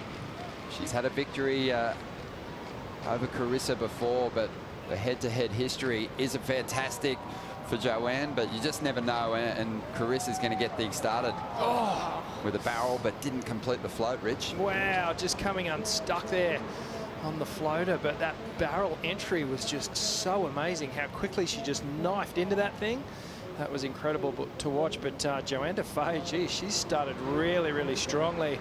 Those 2 power turns just pivoting really, really tight off the tail. That's one thing Joanne does exceptionally well. Just really drives through those turns in a really tight radius. She has that ability. So a solid opening ride for Defay, or a second wave, I should say. 7.5, looking for a backup number now. Seen some good pressure put onto the favourites so far in the quarterfinals. Beck, it's a tricky little location, this one. It seems like a fun little running right-hander, but it can kind of reel off quickly. You get some feedback from the rocks occasionally too. Yeah, I had my wins over at Newcastle Beach, so I surfed in a lot of QS events here, and with 4 people out in this lineup, it was really challenging, as you guys would know. But yeah, I think Joanne, she impressed me. A couple of years ago, she won this event, and yeah, she was just on as she's up and running again here. Nice opening face carve, and put the hex on her. But yeah, she won. She smashed it, and yeah, Carissa up and riding again. So a huge layback there for Carissa. And again, and I'm sure Carissa's won this event too. I have to look at the She's won just about everything there is to win in the sport. She's a Hall of Famer already, and she's still so young, but chasing a 5th world title this year. And she's having a bit of an uncharacteristic start here. Just looks a little eager to get the big number on the board. She can wind things back a little bit. Laura Enever's watching on too. Laura, great to see Beck in the booth. Yeah, so good, Beck. So good to see you back down here around the Tour Life. That first exchange, are you kidding? I almost fell off the stairs. Joanne got the first. She started with priority. Will start on the inside. Got 2 big jams. Carissa, that she slid into that barrel, just fell. That was a massive missed opportunity for Carissa. And then, you know, her second wave, also again, she couldn't finish it. So missed opportunities by Carissa, and Joanne, you know, taking the lead there. So it's so exciting. Beautiful afternoon here today at Merewether, and nowhere you'd rather be, Rich. Great part of the coast, and it's interesting to see what's unfolding here. Laura, the dark horses, the low seeds are really getting the jump on the big names this afternoon. Oh man, and all day, all event. I mean, it's, you know, it's so amazing to be down here. The beach is packed right now for the girls this afternoon, but yeah, all of the, you know, I feel like Carissa will be licking her lips now that Steph's out of the event. You know, Caroline, it's basically Caroline and Carissa the top seeds now, and yeah, so it seems like a trend all day. So they've got their work cut out for them, and it is just that wave selection. So got to be on the best waves to win. Got to be that's crucial, especially here at this break. I think we saw that really illustrated in the first quarterfinal heat. Steph Gilmore, she just couldn't find the room to let go of her turns, and Isabella found the critical sections. Isabella picked the absolute gems in that heat and surfed incredibly well on them. And I've got her in my fantasy surfer team, Ron, so I'm pretty stoked about that. I've been watching Isabella, her progress over many, many years, and I just feel like this is her year as a rookie to really upset the big names, and she's already done it. She's really lacked or struggled with confidence over the last few years, but I feel like in the last year especially, 12 months, she's done the work, and she really believes in her position on tour, and huge to take down Steph Gilmore in this event. Massive, and it was a big victory for Keely Andrew too. She's down there with Stace. Winner of the last heat, and what was a really exciting matchup. Keely, with the wind glassing off, you must have been chomping at the bit to get out there. It feels like we're up on the sunny coast. Yeah, it reminds me a bit of home, but it's just nice to have perfect conditions all day. It was more of a matter of when we're going to run rather than if, and yeah, I'm so happy we got in this afternoon. Beautiful conditions, yeah. Absolutely. From the get-go, you looked really confident. Is that taking you a few years to feel that confident coming up against those big characters like Courtney? Yeah, I think so. I never really got a lot of competition experience in my younger years, so I'm still learning a lot. And that win against Sal definitely gave me a lot of confidence, and the stuff I've been doing Kingy, it's just coming in leaps and bounds. For sure. Let's talk about Kingy. If we were doing a super coach this event, he'd certainly be right up there. You must be enjoying watching Gabrielle's heats and feeling a part of that team. Yeah, I love it. I could sit here all day and watch those two work together, and I got to watch most of the heat this morning, so it's just nice to be in and around that kind of energy and that professionalism. Absolutely. Talk to me about your boards. Roddy and the boys in the factory must be frothing. Yeah, I'm stoked on this. I'm actually riding glassing fins for this event, so Roddy and I have been working on it for quite a while now, and I'm so happy that I could drive down from home and actually pack them without them breaking. So yeah, I'm stoked. Roddy's been checking me some amazing equipment. Awesome. Bit of a throwback to yesteryear. I'm sure a few old boys will be really happy, boys and girls will be happy to hear that you're rolling with the fixed-in fins. That's really cool. Keely, you got a busy afternoon lined up with a few fans. I'll let you roll. Thanks, guys. Absolutely frothing to be into the semi-finals here at the Rip Curl Newcastle Cup. And it's a really interesting quarter-final lineup that we have, because I think, Beck, if you look at all the heats on paper, you're kind of thinking, oh yeah, okay, Steph versus Isabella, you know, it's sort of the obvious choice. Courtney versus Keely, Carissa versus Joanne. But when you are looking at matchups, you've got to take the conditions into consideration. And with these cupped-out faces, those big forehand arcs that all those surfers possess, they've kind of been neutralised, haven't they? Yeah, definitely. I think I've been watching, as Richie was saying, Isabella over the last few years, and it was like something clicked in her brain. Yeah, out of nowhere. Obviously, she'd been working pretty hard, and she was in, I think, the last event at the QS a couple of years ago at Berube before COVID happened. She was maybe in third or second, and then took the event out, took out the QS. Qualified. She won this event a couple of years ago as well, and yeah, I mean, she's obviously grown up on right-hand point breaks as well, so it was good to watch her and Steph together. I always struggled because I grew up on a left, and yeah, frontside surfing is challenging. I had to go and live at Lennox for a bit to try and like get the technique right. We see Joanne up and riding right now. Nice open face carve there. And strong finish. Jinx again. It looks so... No, it's not you. Come on, that is a tricky section to ride out of. We've seen the women struggle with it, finishing turns. We've seen the men struggle with it. It seems really difficult to stay planted. And you know you've only got a short amount of space, Rich, to show the judges that you're in control before you run out of room. Absolutely. These waves, they run off quite quickly. And as you mentioned, Ron, there is only room for maximum 4, but you really want to fit a minimum of 2 in if you want to drop a decent number. We've seen all day long that combination of 2 to 3 manoeuvres is dropping the bigger numbers. You really haven't seen that one big turn go into the excellent range. And that's something that I think Joanne's doing really well. She's getting those turns in, those tight pockety little sections, and she's managing 2 to 3 turns. And she's sort of got Carissa on, putting her on a little bit of notice here. And I feel like Carissa's just getting pushed out of her little comfort zone where she likes to just be in control of the heat and really have her specialty, you know, that big front side carve on lock. She hasn't been able to go to that yet. Yeah, I think Carissa, from experiencing competing against her for a long time, I mean, she did her first World Tour event up on the Gold Coast. She was 12. She ran a long way in the contest too. She made the final. Yeah, she got second, and I was like, oh, good. Yeah, we've got this like tiny grommet.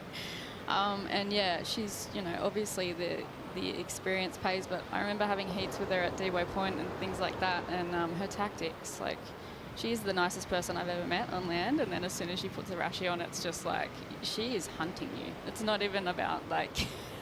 we were sitting so close in one heat that we were actually bumping rails and bumping legs, and I was like, I am intimidated by Carissa, and she's a lot younger than me. So yeah, for Joanne, obviously she knows if you can get a quick start on Carissa, sometimes it might get in her head a little bit, possibly.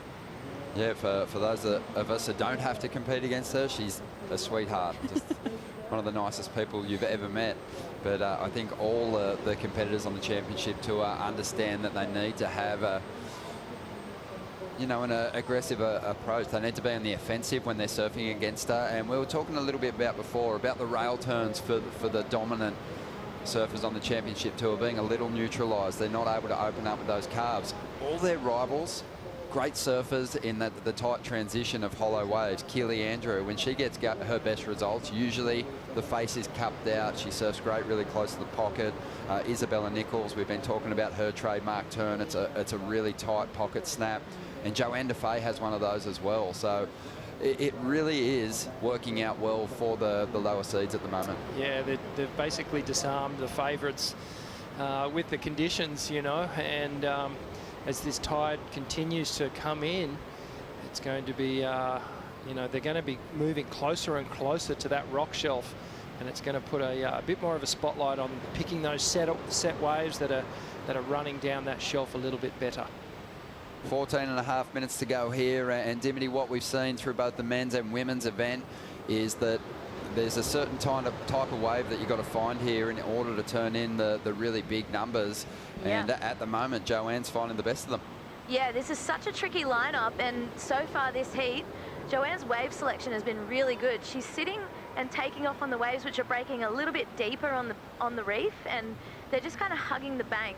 Carissa's almost been sucked into a couple of bigger ones that have broken a bit wider, and they've closed out. She hasn't had a chance to pull off anything, and yeah, so hopefully she can, you know, change that. Find her groove, yeah. Carissa Moore, usually you can kind of tell how she's feeling about a heat just by looking at the expression on her face. Has she reached panic station yet? She always has a worried look on her face. It's quite funny, and here she goes now, so she's looking good on this one. Yeah, nice big turn there. She can always just reignite her rhythm, and she'll probably do it with that wave. That was 2 monster turns, and Joanne's going to have to really keep on pace now. She wants to get back to the takeoff zone for priority. But just like that, Rich, things can switch. And it wasn't like Carissa needed a monster score. She only needed a 5.74. Just the early rhythm wasn't with her. Yeah, she's totally come back into this heat with that ride. 2 strong turns, and this is basically matched what Joanne did on her best ride too. So look at the power, just drops that back arm, does the drop wallet as we call it. Really aggressive snap, really tight, just jams on the brakes, and then hits the accelerator again, drives into that second turn. Really good flow between the turns. Watch this, just pivots off that back leg there, just hammer time. And then she's already got eyes down the line for this second wrap, and that is that trademark Carissa Moore rail turn, and she does it so well. She moved with a lot of speed, Beck, but she did find herself a better ride there that really suited her surfing. Yeah, that was that second turn is my favourite Carissa turn, when how she, you know, technically has the ability to drop that front arm down. Yeah, I've tried for many years, but she's very gifted at that one. I think if she had have made or completed that first ride where she got a barrel, because it was quite a good little barrel actually. I haven't seen that many deep ones today. Yeah, she'd be well in front, but right now it looks like big scores are dropping. Yeah, really deserved to a 7.5 coming in pretty quick from the judges. And this one's going to average out pretty nicely. 5 scores coming in from the panel, the highest and lowest. They're dropped. Will average out the remainder for a 7.43. And she jumps up into the lead. So, you know what, I think what Isabella was able to do that Joanne wasn't in this instance is get a solid second score on the board to really start making Steph question what she was looking for out there, and forced her into a couple of bad decisions. Yeah, Izzy did that very well, getting those 2 scores on Steph, and it's always a nervous time. Beck, you'd attest to this as well. As a competitor, if you're 2 waves, if you're 1 wave down, you can often, you know, conceptualize that in your mind. You can kind of map your comeback out. But when you're 2 waves down, that's a different story. And when the clock's ticking around that 10-minute mark, things start to get a little bit stressful. So, look, she's still in it. It's basically they've basically matched each other on that first good ride, and it's going to come down to the battle of the second score here. Looks like we got some set waves approaching. It's Joanne with priority. Carissa just moves to the inside, maybe hoping to sneak one in and get another solid score on the board, trying to improve on a 5.17. Beck, obviously coming up here and watching this event as a youngster, or Surfest, I should say, gave you a lot of inspiration. What do you think it means to the kids and the people living on this part of the coast to have a championship tour event in their backyard? Oh, yeah, I know we got whispers of it quite early on, and I texted Warren, and yeah, his froth level was very high. But I know that, yeah, obviously we've had the QS event here for years and years, and it's got such a historical, like for me, I grew up on the Central Coast, and Surfest was like the biggest event, yeah, to come and compete in. And you know, for all the Groms, it's a huge surf community here. It's a big country town basically, and this is my 3rd year living here, and it doesn't have that overwhelming vibe sometimes that Sydney can have. So for me, because obviously I grew up in the country at Copacabana, so yeah, living in a small country town is awesome. You see Joanne up and riding right now, blasting off the top. She's got a nice flow, Joanne, and she goes into a big Larry lay back there on the inside. So good bit of flow, good claim. Yeah, I like the positive energy too, just showing that she's happy with that ride in this fight. She only netted a 5.1. Carissa's on the outside now. She's going to get an opportunity to lock in once again, find some cover, decent barrel ride. Now gets an open face to work with, sinks the rail, drives through to the inside, and she'll finish this one off. And that was just a very clean ride from start to finish. Great exchange there. 9 minutes to go, and we'll have a look at the replays in just a moment.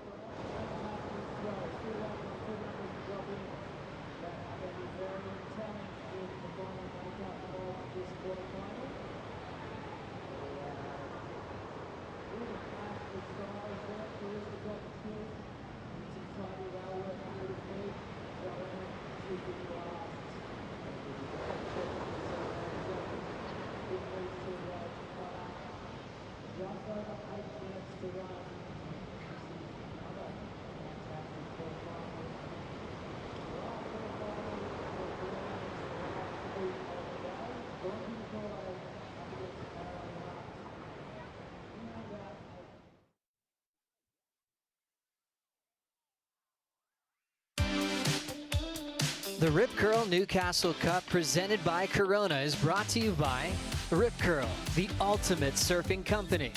By Corona, this is living. By Oakley, the official eyewear and personal protective equipment of the Championship Tour. By Hydro Flask, the official insulated drinkware of the World Surf League. And by Destination New South Wales, strategic sponsor of the Rip Curl Newcastle Cup. Welcome back to the show. Live action. Carissa Moore kicking out of one there. Not going to generate too many points from that, but she is waiting on a score that looks like it's going to be pretty impressive. And it's going to up the requirement for Joanne Defay, who's fighting hard to stay on pace. After winning the opening exchange in this quarterfinal heat, Joanne's got a good number on the way as well. As we see, Carissa Moore during the break, she surprised herself. Yes. We love that. The progression has been a big focus for the judging panel throughout. We've seen some solid scores laid down on the men's side. First time we've seen one of the women take to the air. That is epic. And she, like you said, she was shocked. She was shocked. That was so good. Something that she's been working on. We've seen a lot of edits in the free surfing dropped by Carissa on her Instagram through 2019. And now she's locking into a paddle battle here for priority. Joanne Defay. I don't know how I'd feel turning around. It's like Joanne got a really good wave, like banked 3 solid turns, and then you turn around and you see Carissa stomp that. Like, okay, yeah. That was remarkable. And such a genuine reaction to landing that air. So we'll wait to get another look at it in just a moment. But that was something special here on an afternoon where we're looking for semi-finalists. Carissa Moore, she has that ability. Let's have another look at it here, Rich. Take us through it. Okay, so Carissa just eyeing down the line, just perfect execution off the lip, gets great projection and grabs the rail, gets the full rotation. And yeah, the landing was just silky smooth too, just on sort of the upper part of the wave and just regained composure. Board came round underneath her. And look, she's just absolutely having a field day now. Oh my God. Gets the little barrel, and that's not even the barrel that she got before. So a number of scores to lock in here, but just really progressive in the air. And Ronnie, you touched on it. The reaction just came so naturally for her and so instantaneous. She was just totally blown. Well, I don't think she was blown away. She was just stoked to have done it in that heat situation. Well, look at the numbers coming in. The progression will be rewarded for the 4-time world champion. And it is going to be a monster.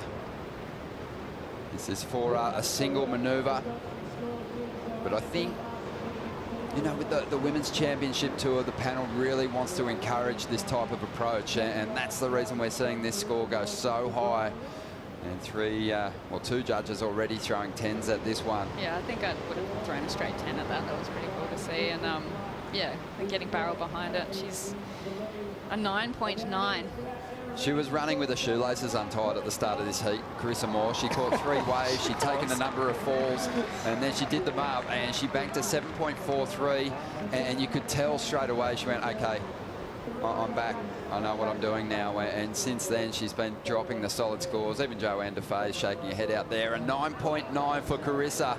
And Joanne, as you mentioned, Beck, she had a couple of great rides in a row, a couple of 6-pointers, but now she needs a 9.84 of her own to get into the lead here. Well, the good thing is she isn't comboed, because, yeah, you can always come back and fight back with, you know, short paddle out times. She might throw a couple of airs herself. I've seen Joanne, I think one of her first World Tour events, she threw down a huge reverse. We'll see a replay here of Carissa again.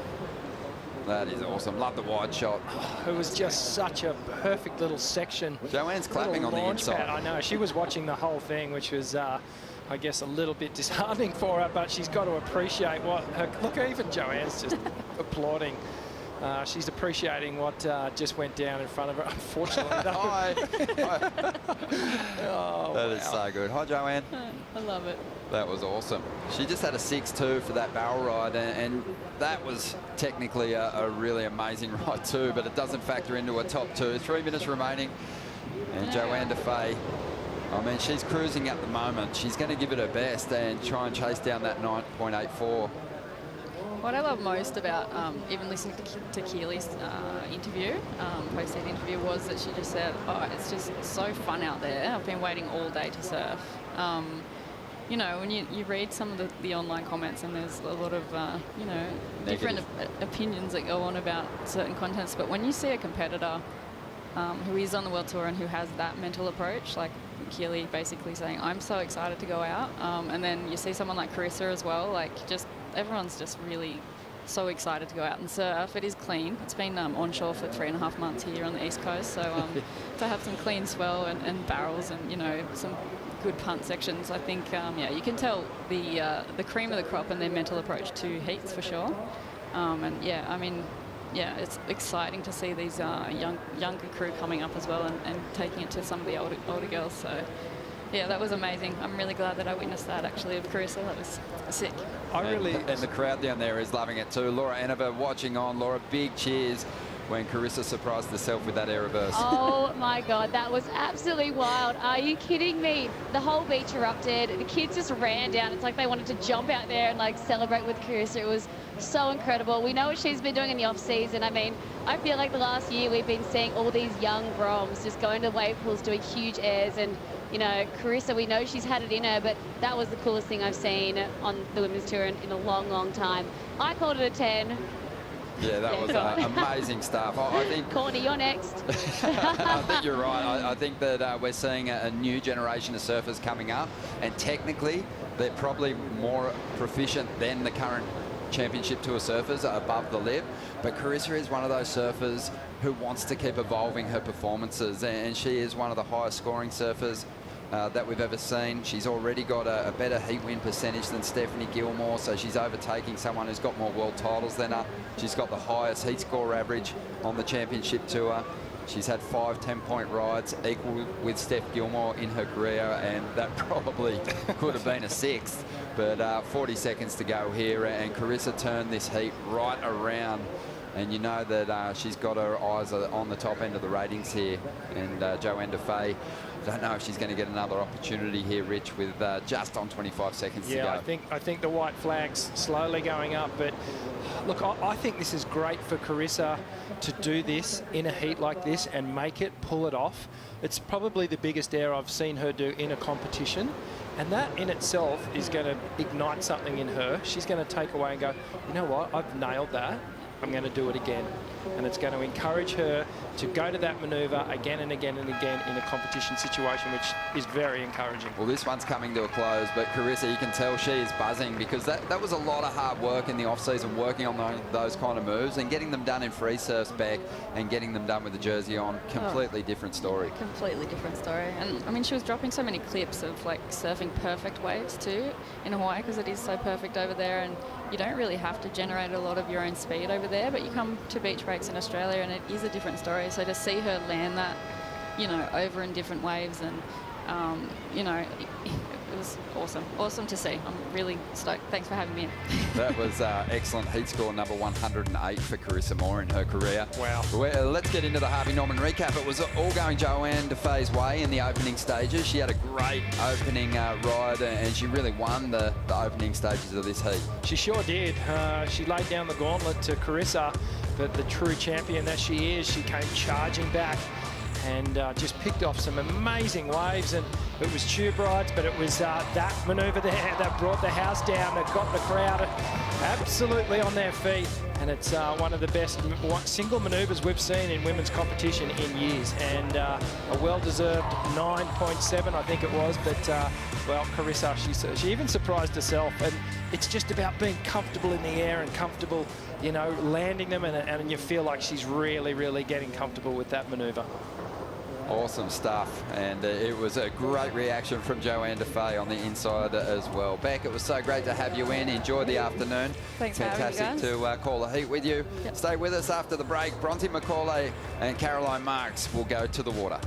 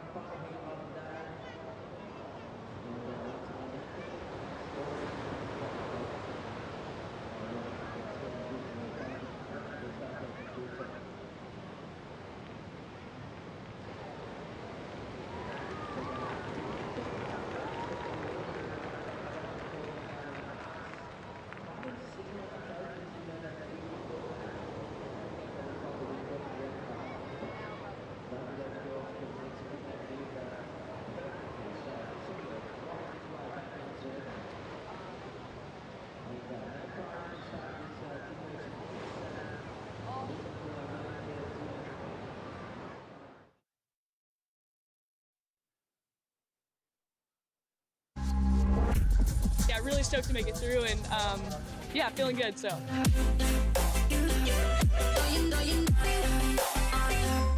I feel like if I do surf good, I can beat anyone on tour.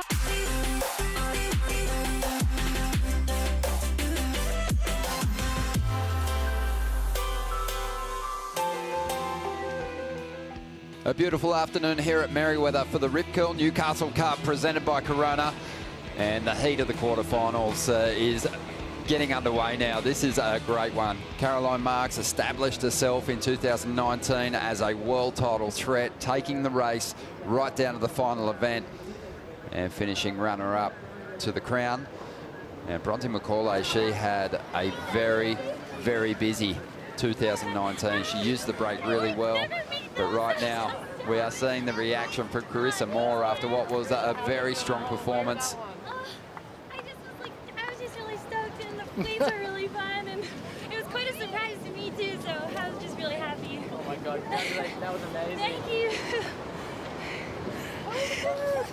I just looked at you, Mitch. I was like, did you get it?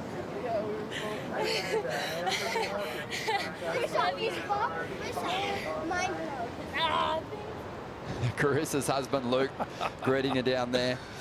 And they're really enjoying their time out here in Australia. She's been working with Mitchell Ross, who was everyone's seen his head at different stages throughout the WSL broadcast, but he was a qualifying series surfer, had some success on the QS, but a really regarded surfer in this area. And the spot that Mitch really made a name for himself is this one, the Rocks. This is where he spent his childhood surfing. You talk to anyone around this area, Luke Egan, Mark Richards, they'll say, yeah, Mitch Ross, when Rocks is on, he's the guy. And I think his experience has really helped Carissa find a place in this lineup. No doubt about it, Ron. And, you know, one thing that we keep touching on, and I've spoken to Mitch about this too, is just how coachable Carissa is. She's a sponge. She absorbs all the information. She takes on board everything that that Mitch and others around her tell her and download to her. So she's a real student still. And for a champion of that caliber to want to keep progressing and keep getting better is a real testament to how the longevity that she wants in this sport.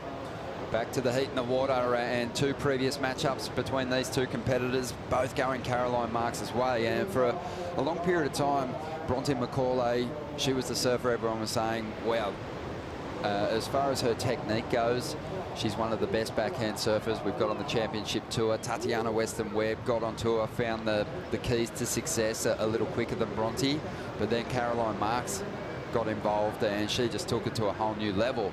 I think Caroline's success has really inspired Bronte, and she's digging deep now and looking for her first championship tour win. She's one of only a handful of surfers that hasn't made a CT final yet.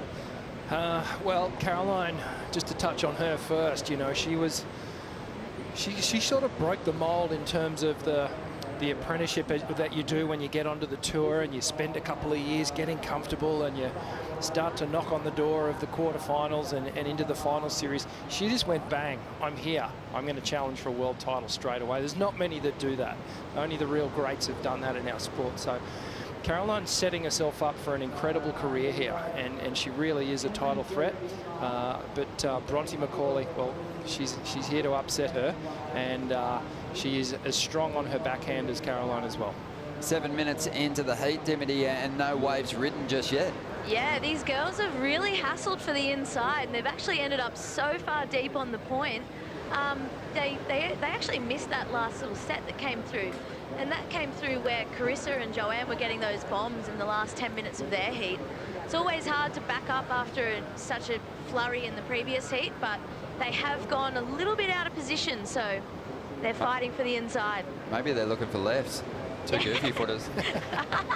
What's your thoughts on this exchange, though? You were on tour with Bronte McCauley, Caroline Marks. You haven't competed against at the CT level, but it just feels like Caroline's inspiring the other goofy footers on tour with what she's achieved. Definitely. Caroline has come on so strong, and I think she's just forced the other goofy footers to step up. And I mean, Bronte's done a great job of that. She was, she had some amazing clips from Hawaii, and she's, looking so strong. So they might take off on this one. Well, here we go. It's Caroline Marks getting the inside and getting this first ride. Blasts that first section, drives off the bottom into the lip again. And she'll find a bit of air under her fins as she rides out of that second manoeuvre. Priority now will go to Bronte McCauley. We mentioned that she had a solid performance in Hawaii. She won an event in the Digital Triple Crown this year with her free surfing performances. Just blasting on the backhand, and I think she just continues to get big raps, Bronte, and as a result, the confidence is starting to skyrocket a bit, and these quarterfinal appearances might become a regular thing. This is amazing, because didn't Bronte have the inside track there? And Caroline went right around back of her, got the inside, and then picked up this wave, which is going to be a great score. Look how hard she comes off the bottom and just straight up into the lip on that second turn. And so a little bit of jockeying. You can see there, she's come right, put herself perfectly in position for that one. And so Bronte must be kind of kicking herself, going, I should have maybe hassled a bit harder there, because if this number falls down, and it's a decent number, She's going to make things tough right off the get-go. She's one of the youngest surfers on the championship tour, Rich. She's probably still pretty solid in the hide and seek department. But have a look at this. Bang! Nice hits on the inside there. Bronte let this one go. Have a look at this wave, what this one does. Wow. Oh, my Lord. Okay, well, that one, perhaps another missed opportunity there for Bronte early in the heat. And if that does end up being the result that happens right now and she doesn't get through this, she should be looking back on that going, maybe I should have taken that wave. I think everyone on the beach might surf that one, but it's a big number that she's going to be chasing from the outset. Caroline Marks dropping a 7.83. And that means Bronte's going to be up against it from the outset. We'll see how she deals with this pressure. Now, this is a good test for what she got done in the off-season in that big break.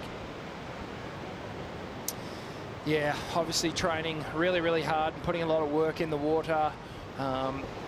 We've mentioned this countless times, but Dave McCauley, her father, one of the most experienced and decorated surfers through the late 80s and 90s.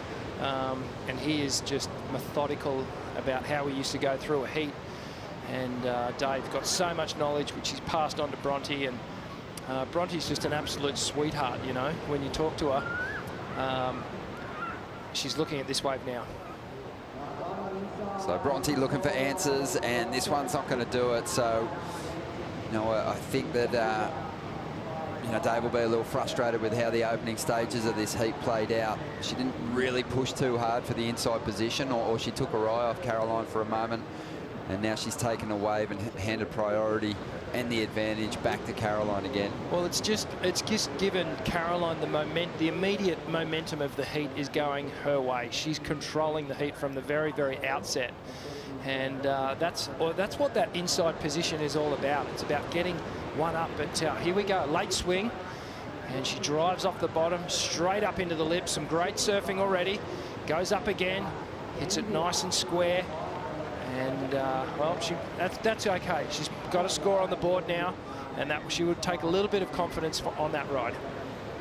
Yeah, a bit of a make-up number, wasn't it? It was. Just correcting the mistake a little bit by sneaking a wave under priority. She'll get an okay score on the board. And it'll mean that without priority, she might have a shot at snatching the lead with another ride. So we'll see what unfolds here. But some quality conditions on offer this afternoon, Rich. Absolutely, it's dreamy conditions. The late Arvo glass off, and Caroline up and riding. Another beautiful looking wave, Ron. Drops to the bottom, squares up, bit of a carve off the top. The wave kind of backed off, but now starting to steepen again. And Caroline, she'll hang on to that finish. Had such an interesting scenario, an interesting entry into Australia for the 4 events prior to that chartered flight leaving. She did receive a positive COVID test, but over the next few days, after repeated testing, they worked out it was a false positive. So she was able to get on a flight a couple of days later. Her quarantine didn't end till a couple of days after the other surfers came in. Obviously, Bronte was already sweet. She was in the country, but yeah, just a couple of days less time to get prepared, but it doesn't seem to have slowed her down. Doesn't seem to have phased her at all. And all our surfers, when they came out of quarantine, were greeted with just some amazing waves, some of the best waves we've seen in a few months. But, well, on Caroline on that last wave, she got a three-turn combo on that one. And she's going to drop another decent score here. 16.5 minutes to go, waiting on scores while we do. Let's feel the buzz from Carissa Moore after that last heat win. What an outstanding performance that was from Carissa Moore. Carissa, I have one question for you, and that is, as a 4-time world champion, how important and how much hard work goes into reinventing yourself year after year to then put it into competition? Yeah, I mean, I'm really excited.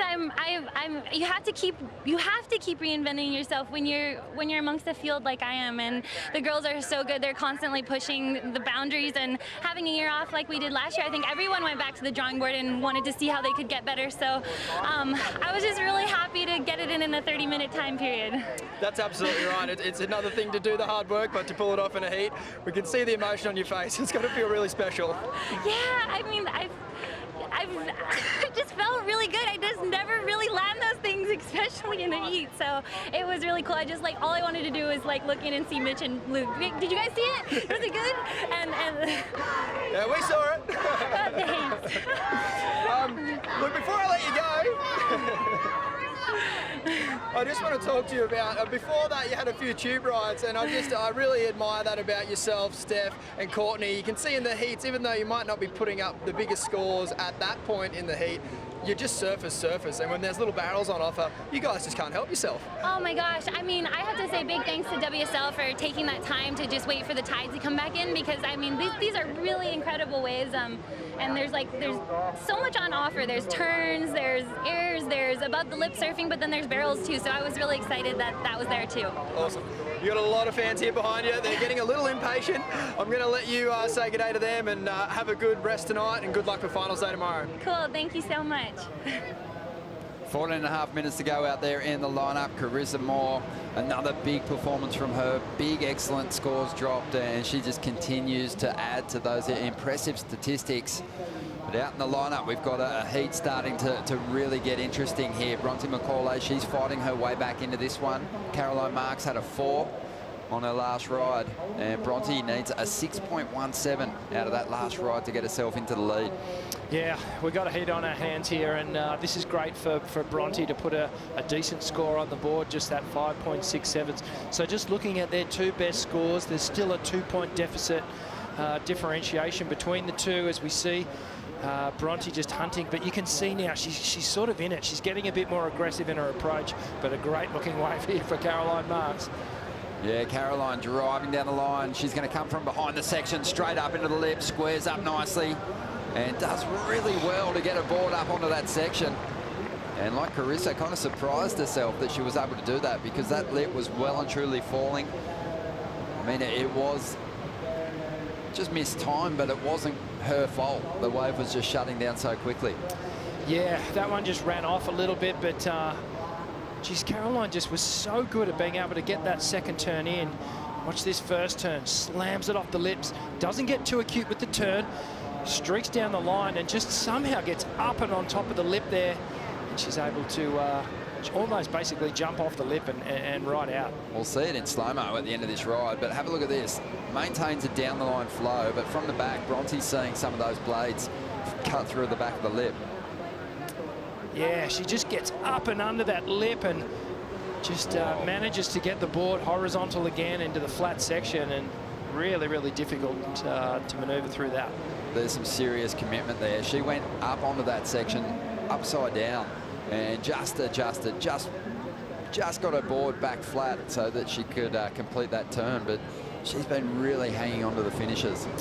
Yeah, she has. She's been sticking it. She has that real low center of gravity. She gets super compressed.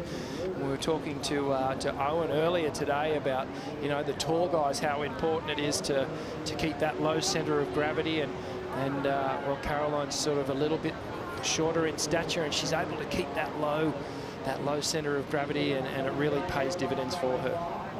Well, the judges absolutely loving the critical approach there from Caroline. The big finish was impressive, 8.43. And that means Bronte McCauley's got to completely reset now. She's got priority, but she's chasing a 2-wave total of 16.26. And after the break, we'll find out if she's got what it takes.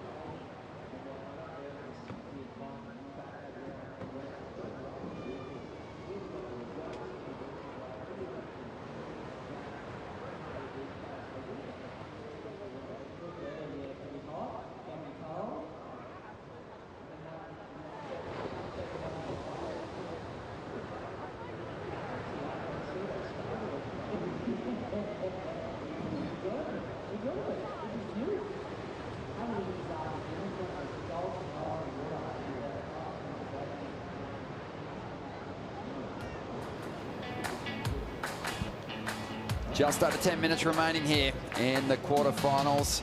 Our last quarterfinal. We're on the lookout for our last semi-finalist. The winner of this one will take on Carissa Moore.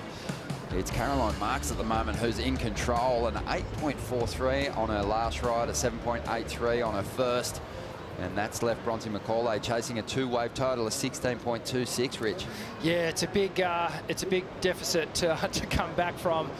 You know, Caroline Marks has just streaked out in front here, and I thought that, I've got to say, Ron, that last wave, that 8.43, I think that was maybe a little generous for that ride. When I think back to her earlier wave, where she was a bit more critical, there was a bit more angle on the turns. I think the judges got a little bit excited on that last one. Yeah, well, the first ride, the 7.83, she was definitely aiming up. The second ride was reeling really quickly. And as a result, she was forced to kind of keep a down-the-line approach, but she still was as critical as can be on this final turn. Absolutely. So this is the, this was the first ride. Very, very critical there. It was a bigger ride. And then this one now, she gets the first turn. It was a bit more down the line, and I sort of get the critical nature of that last turn on the 8.43, but just overall for me, when I look at the comparison, I sort of thought the first wave was a bit better. Well, Bronte McCauley, she's got to make something of this ride. She wants to chip away at this combination and give herself a chance at turning this heat with a single ride. Nice flow so far. A few bumps on the inside, though, and she's going to lose that inside rail. Yeah, unfortunately, when your opponent has you in a combo situation, needing two rides, it can often force you into a position where you feel like you've got to do more than you actually have to, and you start over-surfing. And that's when you start making mistakes there. But look, it's a pretty simple equation here for Bronte. She needs to get on two really good rides and surf them exceptionally well if she wants to take down Caroline here. The clock's the thing that's playing against her at the moment. Only 8 minutes to go. Luke Egan doing some work here with Caroline Marks. Smart choice from Caroline. She's worked with Luke in the past. Mike Parsons usually coaches Caroline. And Caroline, she has her own cheer squad. Her immediate family is, it's pretty sizey. Dad Darren, Mum Sarah, and then she's got 4 brothers, Luke, Zach, Jack and Dawson, and a little sister Victoria. And it's awesome when they're around the contest because, like I said, they bring their whole energy in their support for Caroline. Bronte McCauley, she's got a pretty impressive entourage as well that she usually moves around with. She's got a couple of sisters. Dad Dave, obviously mentioned him, Mum Lorraine, and they'd all be watching very closely. Dad, a 2-time world number 3, so, you know, competitively, he's put himself in the history books as one of the top achievers on the championship tour, and he's always been there for Bronte to help her in her quest to elevate her position on the leaderboard. Yeah, and geez, Dave was a ferocious competitor too in his day, and didn't give an inch. Still is. Still is a really, really accomplished competitor. He won the Masters, I believe. Back in 2018. Yeah, 2018. So here we go. Come on, Bronte. Let's really show us what you got. Just under 7 minutes to go. The last wave didn't factor into the heat. Bronte needs something big here. There's a clean finish. Stomps the landing. And right behind her, though, Caroline's got an opportunity to increase her lead, trying to get rid of a 7.83 here. And she'll kick out. And Caroline's going, where's my board? Got to get out there. You can see just how close to the rocks the girls are now. Flawless conditions this afternoon, Ron. Just that glass off, and we've got these beautiful little waves, and they're packing a pretty ferocious punch too, as we see both Caroline and Bronte just sort of trying to bust through that shorey. What was it? The shorey of death or something? Laura called it. Shorey of doom. The shorey of doom that Laura nicknamed it this morning. But the girls will navigate through this. They're really experienced. So waiting on the numbers to drop here. On the top half of the draw, semi-final number 1, Isabella Nichols and Keely Andrews, both chasing their first championship tour win. Isabella chasing her first final. On the bottom half, that's where the experience is. Carissa Moore will take on the winner of this quarterfinal, and at the moment it's looking like the woman on screen, Caroline Marks, as we dive into the Harvey Norman recap. Yeah, Caroline just starting with that tactical move, and she picked up this wave, and that set the momentum for the heat. Bronte's put up a valiant fight, surfing really well. We talked about just how strong both these ladies are on their backhand. Caroline just picking the better waves, coming really square off the bottom. Really tight turns and critical there, up and under the lip. She was able to ride out of that super cleanly. Really, really critical turns. Just so much authority in those major manoeuvres from Caroline. Every time she lines it up, it's something substantial. She doesn't mess around with the in-between turns. She doesn't really. She has one of the smoothest off the bottom, off the top combos. A good looking wave here for Bronte. Go. Well, this one's going to get away from her, and Bronte's running out of time. She's still looking for that 2-wave total. Yeah, it's looking like a big ask at this point with just under 4 minutes 30 to go. One thing about Caroline that I've noticed in her technique is the upper body turn. She has more than most in her entry into the manoeuvres. Off the bottom, she'll really get that upper body torso turned right into the wave, and then the lower body, the legs follow, and then she gets that rotation as she comes up and off the lip. Funny though, when she's uncoiling, Caroline's able to kind of shorten that release of that wind-up to keep it down the line flow, but when she wants to go straight up and come back down on the same track, she can rotate back the other way just as well. Exactly. So watch the upper body turn here as she goes into this bottom turn, gets that leading arm out, and then watch the top half of the body comes back around again, and then as you say, Ron, she's able to kind of square it up again, tighten it up, and then she doesn't lose that down the line flow. But that allows her to go straight back into that bottom turn again. There's the upper body rotation, and this is just really critical, up and over the lip there. So technical. I mean, the wave was kind of reeling off pretty quickly, but Caroline's a surfer that really sort of dances around the pocket of the wave. You could tell when she was coming out of that turn that the lip was almost hitting her in the back. She's positioning herself in that most critical part of the wave, and that's why the numbers always go so high. She's got an impressive heat score average, and she's putting another one up here. And it feels like this one's gotten away from Bronte now, Rich. There's just not enough time on the clock. 2 minutes 30 to go, and you know, she needs 2 decent rides. 16.26 total for Caroline Marks. She's been dominating this heat, and really, Ron, when you cast your memory back to the very start of the heat, when Caroline made that tactical manoeuvre where she paddled around Bronte right at the start of the heat, got that inside wave, opened up with that 7.83, and just ran away with it from there. There's turning points in heats, and usually they don't happen on that first exchange, not always anyway. And that, you know, that was an interesting one because it was pretty crafty, kind of sneaky there from Caroline to find the inside after almost surrendering it to Bronte for a period of time there. Just under 2 minutes to go, and Caroline really looking to shut this one down in beautiful conditions, maybe the best we've seen for the event so far. She's not going to get much out of this wave. We've got a big Corona post show coming your way with Jodie Appel, Bugs and Laura Anova. So don't miss that. We'll be having a look at what unfolded in the men's event this morning, and then obviously having a really close look at our semi-finalists in the women's draw as well.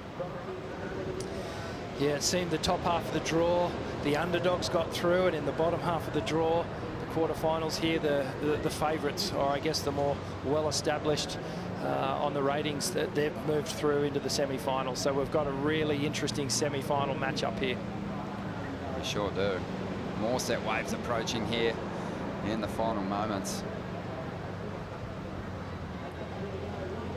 And Bronte, you know, I think she's looked sharp. I don't think the numbers are really doing her justice. She's had some quality turns. She's lining one up at the moment. Drives up into this first section. Nice hit there. Solid critical float. But she's just not going to have enough time to get back out and chase down another score, even if she gets a number to break combination. Yeah, just with 30 seconds on the clock, that's all she wrote, unfortunately. And It's a frustrating one for Bronte. She'll go back and realise a few of the mistakes she made in that one. It's back to the drawing board, but she can look forward to Narrabeen, especially if those Narrabeen lefts start lighting up. It'll be really suited to Bronte Macaulay here, but she surfed well. She can take that away.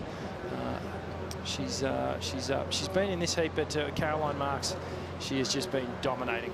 And Bronte's also going to get herself off the bottom of the leaderboard. She was in 17th after the first event of the season. A quarterfinal finish is going to see her make a huge jump, but it's Caroline Marks who'll be moving on through to the semi-finals to take on Carissa Moore. And what a semi-final clash that will be. Big smile on the face of the youngster there, and for good reason. It was a solid performance. Very composed, super powerful, and sharp as always. Well, stay with us. The Corona Post Show is just around the corner. We'll bring in Joe, Bugs, and Laura to break down all the big moments from today.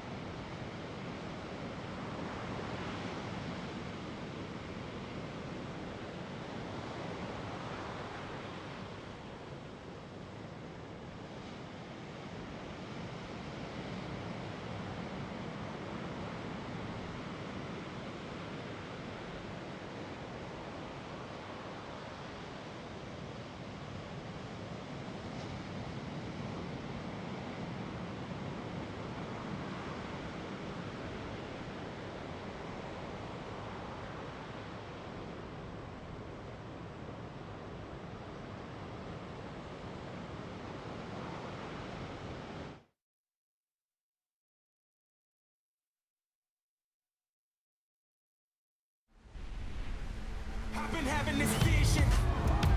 I've been having this vision. Either rise or you fall. On a mission, bringing my dreams to fruition. I ain't playing at all. Bring out the body bags. I'm about to kill them, deliver them to the mortician. I gotta do what I gotta do. That's for my fish, back in my veins. I gotta do what I gotta do. I bring it down. He never came. I'ma do me. I'ma do me. That's in my blood. I never change. That's in my blood. I never change. That's in my blood. I never change.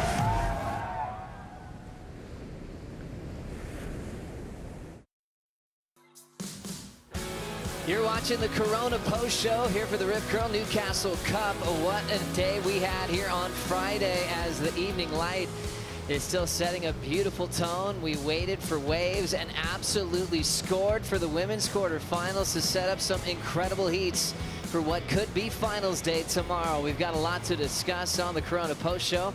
Thanks for joining us. Joe Turpel with Wayne Rabbit Bartholomew and Laura Enever. Rabbit, we never know what's going to happen when we go on hold. And obviously, Merriweather Beach had something in store for us this evening. Those are some classic matchups to finish off the day. Yeah, those the four women's quarterfinals were just breathtaking. I mean, there was so much action, some big upsets, some big moments, and history being made. It's so true, Laura. I mean, we had some new names kind of fit their way into that finals day scenario. A lot of young names changing the whole script that we're used to. We go back to round one, it's all the world champs winning. seems like we've got kind of a new feeling in the air. Yeah, new feeling here for sure at Newcastle. It's been a wild day. I've just been mind blown over and over again. And just, you know, there's been some slow heats and then just boom, straight back into a crazy heat or something super spectacular. So it's been a special day, I think. A feeling in the air. Well, that kind of leads us to our Boost Mobile Wave of the Day. History made at Merriweather Beach today for Carissa Moore. We just witnessed one of the biggest airs ever accomplished on the women's side in surfing history. Carissa all elation after what many thought should have been a 10. She'll get the Boost Mobile Wave of the Day and a 9.9. It was an amazing ride, and it was a fantastic heat with Joanne Defay and Carissa, just really just that point of difference. And I do know that it was something a few years ago that Carissa was working on, and it was that point of difference. Yeah, I mean, I personally almost fell down the stairs when I saw that. It was crazy. I wasn't expecting it at all. I mean, it was an amazing heat with Joanne. Joanne was in the lead, and then, you know, Carissa, she made a few errors and then sorted her stuff out and pulled that out of the bag. And yeah, like we said, she was surprised too. The air was sensational enough. The height, the landing. But what really had the biggest meaning to me was the look on a 4-time world champion's face, the amount of heats and titles she's won, when she was just in elation, knowing that she landed one of the biggest moves of her life at this point of her career. That was unbelievable. We'll be talking about that air for a very long time. Yeah. Before we saw that wave from Carissa, it was all about the rookie, Isabella Nichols, upsetting a 7-time world champ named Steph. Rabbit, I mean, how could you have even predicted a moment like that today? Well, it was amazing, and I mean, Laura was talking earlier about, you know, when she first surfed against Steph, she had a win and as a rookie, and now Isabella did it, and Steph has been Isabella's hero since day one. They both come from the same place. Well, you know, they both live on the Gold Coast, and gosh, you know, this is an amazing moment. She just held her nerve, and you know, she had that inside to start the heat too. It's not easy to rattle the 7-time world champ, but Steph Gilmore felt like she was making mistakes. It felt like she was rushing her way through this heat. Isabella seemed like the one in total control of the tempo, Laura. Totally. I mean, I saw Steph after, and she was pretty disappointed in her wave selection, and Bella just came out of the gates firing. She smashed that first wave and had the confidence. And like I was saying, I talked to Bella last night, and, you know, she doesn't feel those rookie nerves. She feels like this is her second year on tour because she didn't compete last year, and, you know, in that same breath, Steph has been ripping, but she just didn't find the waves, and Bella smashed it. Well, Steph also said that she let a lot of opportunities, like she just didn't surf. Yeah. And she let a lot of waves go through, but that's the trick of Merriweather. What are the good waves? It's so true. Wave selection has been the story almost every single heat, and it was clear that Isabella Nichols knew how to find a rhythm, started off strong. That powerful snap you kept talking about was so perfect, and she basically got to get the heat win of her life. She was still digesting it in the post-heat interview to really understand that she just beat her all-time hero, Laura. Must have felt so incredible. Yeah, I remember the first time I beat Steph. It's a wild feeling. She's the best surfer in my eyes on the planet, and you know when she doesn't get those waves, and you can, you know, find those, you know, advantages over her, and you know, Bella just did it. She got it done, and she's going to be feeling so much confidence in her rookie year, beating the champ in her first event here in Australia. So massive. Let's take a moment to learn a bit more about our rookie, Isabella Nichols. The sole rookie on this year's Women's Championship Tour is Australian Isabella Nichols. Growing up in Coolum on Australia's Sunshine Coast, the 23-year-old has the potential to be a future star. I was raised on the Sunshine Coast but born in Denmark. My mum's whole side of her family is from Denmark, and they're all Danish. Dad's an Aussie. I'm a little Viking at heart. I have a little fierce side, even though everyone thinks that I'm really like timid and relaxed. I can get really fiery. My highlight of my career, qualifying for the World Tour is my highlight. Like, it's been my dream for so long. A first-time competitor out here at Honolulu Bay, Isabella Nichols. She's no rookie in the grand scheme of surfing. She's been doing it forever on the QS, you know, Pro Junior Tour and all of that. So she was prepared, but that's a big difference between the QS and the CT, especially when you start at a wave like this with Steph, Tyler, Carissa, etc. Obviously, I have like personal goals of requalifying, and I want to do my best. I want to show up, and I want to entertain. Well, Isabella Nichols has already given us a great show, taking out Steph Gilmore in what has been the heat of her life so far, and she'll be featured on finals day as she'll be fighting for a win early in her rookie season on tour. Well, we did finish off the last heat of the day, all goofy foot battle. It ended up going to Caroline Marks. Caroline is with Stace Galbraith. Catching up with Caroline in a moment as she is just getting out of the water, but gosh, she was absolutely ripping. She's got a lot of people downstairs that she's high-fiving. She looked absolutely incredible. Thinking That about heat was what really... wild, too. Pardon me? That heat was wild with Bronte and Caroline. Oh, it was insane. Battle of the Goofy Footers was incredible to watch. We'll catch up to her in a moment, but the real story I think that everyone's feeling, especially the local community, is the unbelievable charge of Morgan Siblick and Ryan Callanan, Rabbit. Yeah, well, these guys are now going to meet in the semi-final, but Morgan Siblick has just been unbelievably on fire. He's been a giant killer yesterday, and today he carried on that form against Wade Carmichael, who, you know, such a powerful surfer. But Morgan, talk about, you know, wave selection and just putting it together.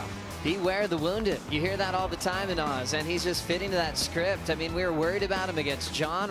Can he even compete? Wiped him out with such a solid wave selection, and also got through to the quarters. Callanan doing a great job starting late against Owen Wright. All about wave selection again. Meriwether is so proud right now. Yeah, they really are so proud. I was out in the lineup for both of those heats, and yeah, obviously Morgan, he just came out of the gates firing. Like I said, maybe he should keep that broken toe all year.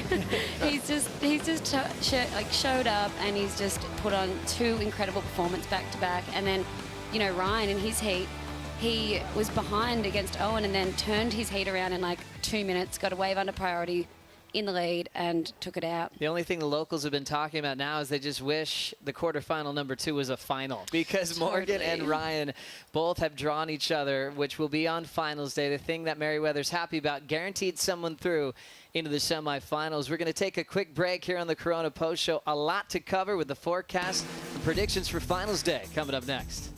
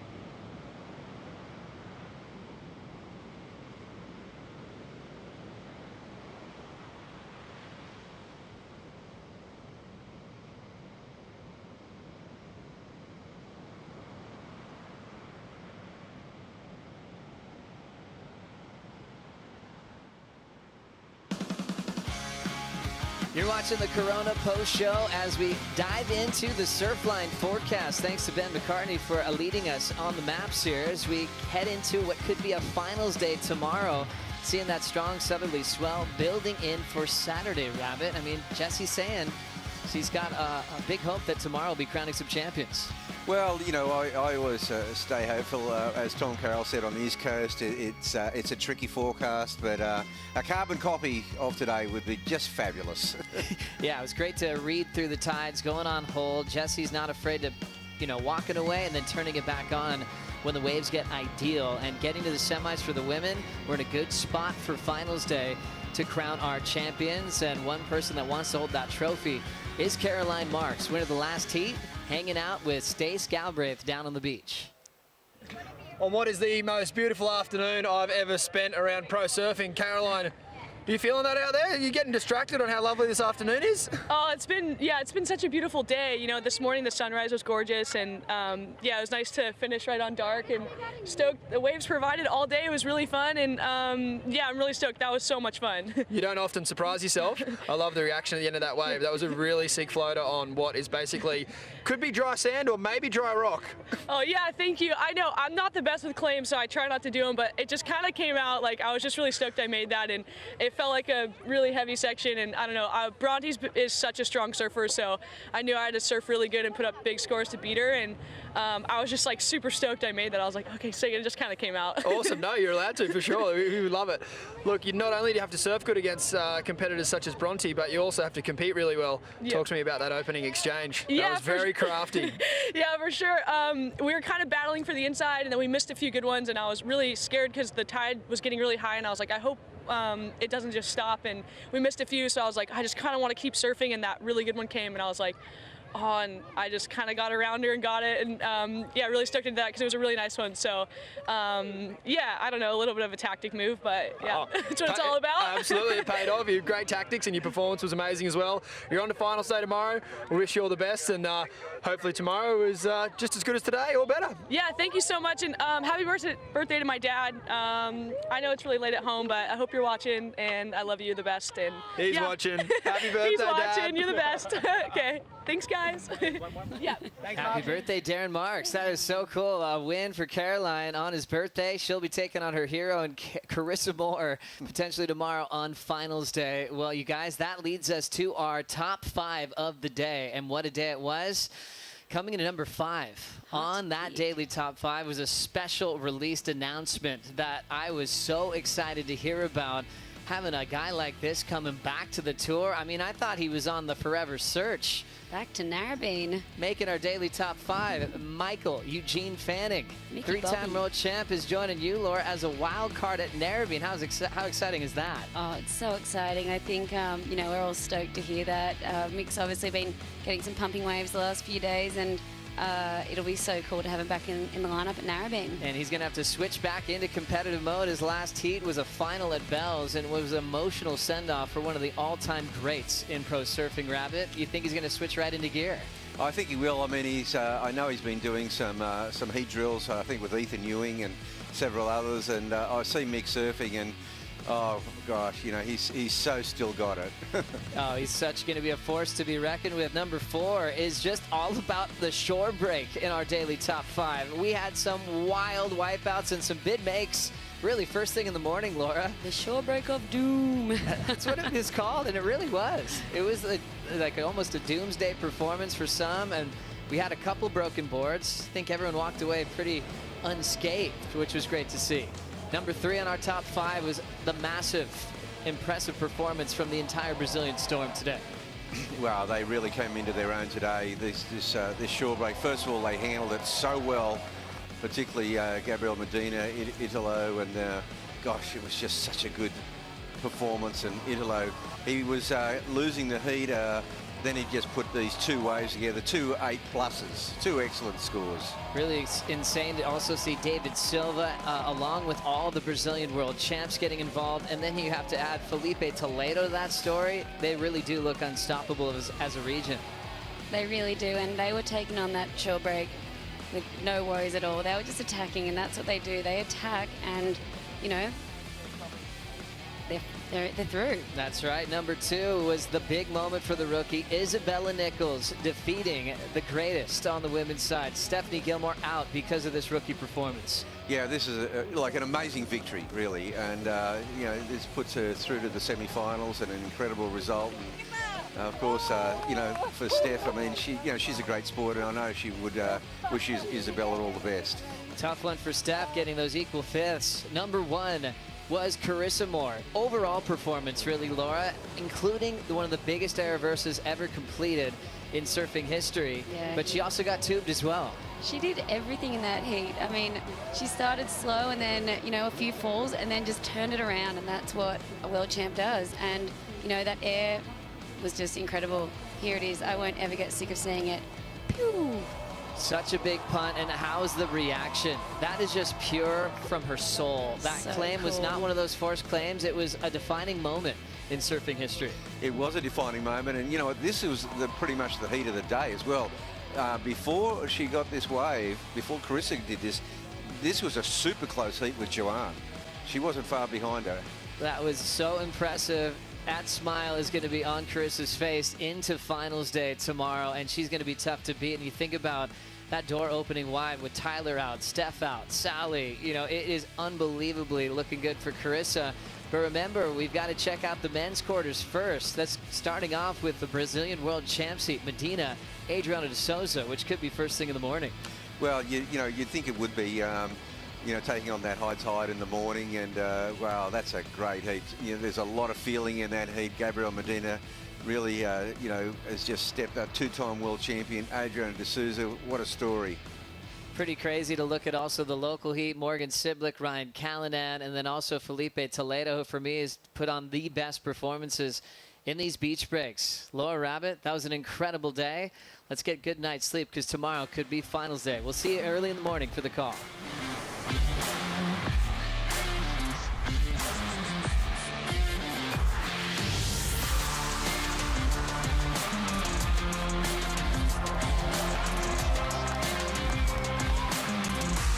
Here comes the unreal drop into the flats. That was scary. Here goes Morgan. Gets into that closeout nice and early. There's something about his approach that the judges are loving. Two of the best goofy footers we've ever seen on the CT. But here goes Ryan Callanan, taking this one through to the inside.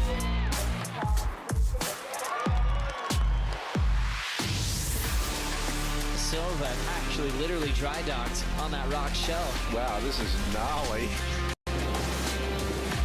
Big ramp, tail high punt, stomps it. It's gonna be a knockout. It's gonna be a knockout. It's gonna be a knockout. Cause you ain't never seen it quite like this. I'm a heavyweight. When I hit you, I won't miss. You should be afraid. No, I can't stop, won't quit. When I hit the stage, it's gonna be a knockout. Felipe Toledo taking on Yago Dora. Felipe, he's just got his mojo back. Yago up, chasing down the lead here. So close.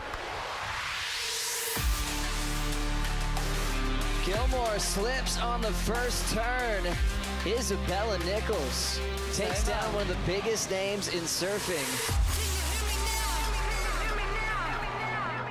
It's gonna be a knockout. It's gonna be a Keely, a huge win, her second time getting past Courtney Conlon as she moves on to the semifinals. As we say, some more. She surprised herself. Yes. This copyrighted event broadcast is produced by the World Surf League for broadcast around the world and may not be retransmitted, reproduced, rebroadcast, or otherwise distributed or used in any form without the written consent of the World Surf League.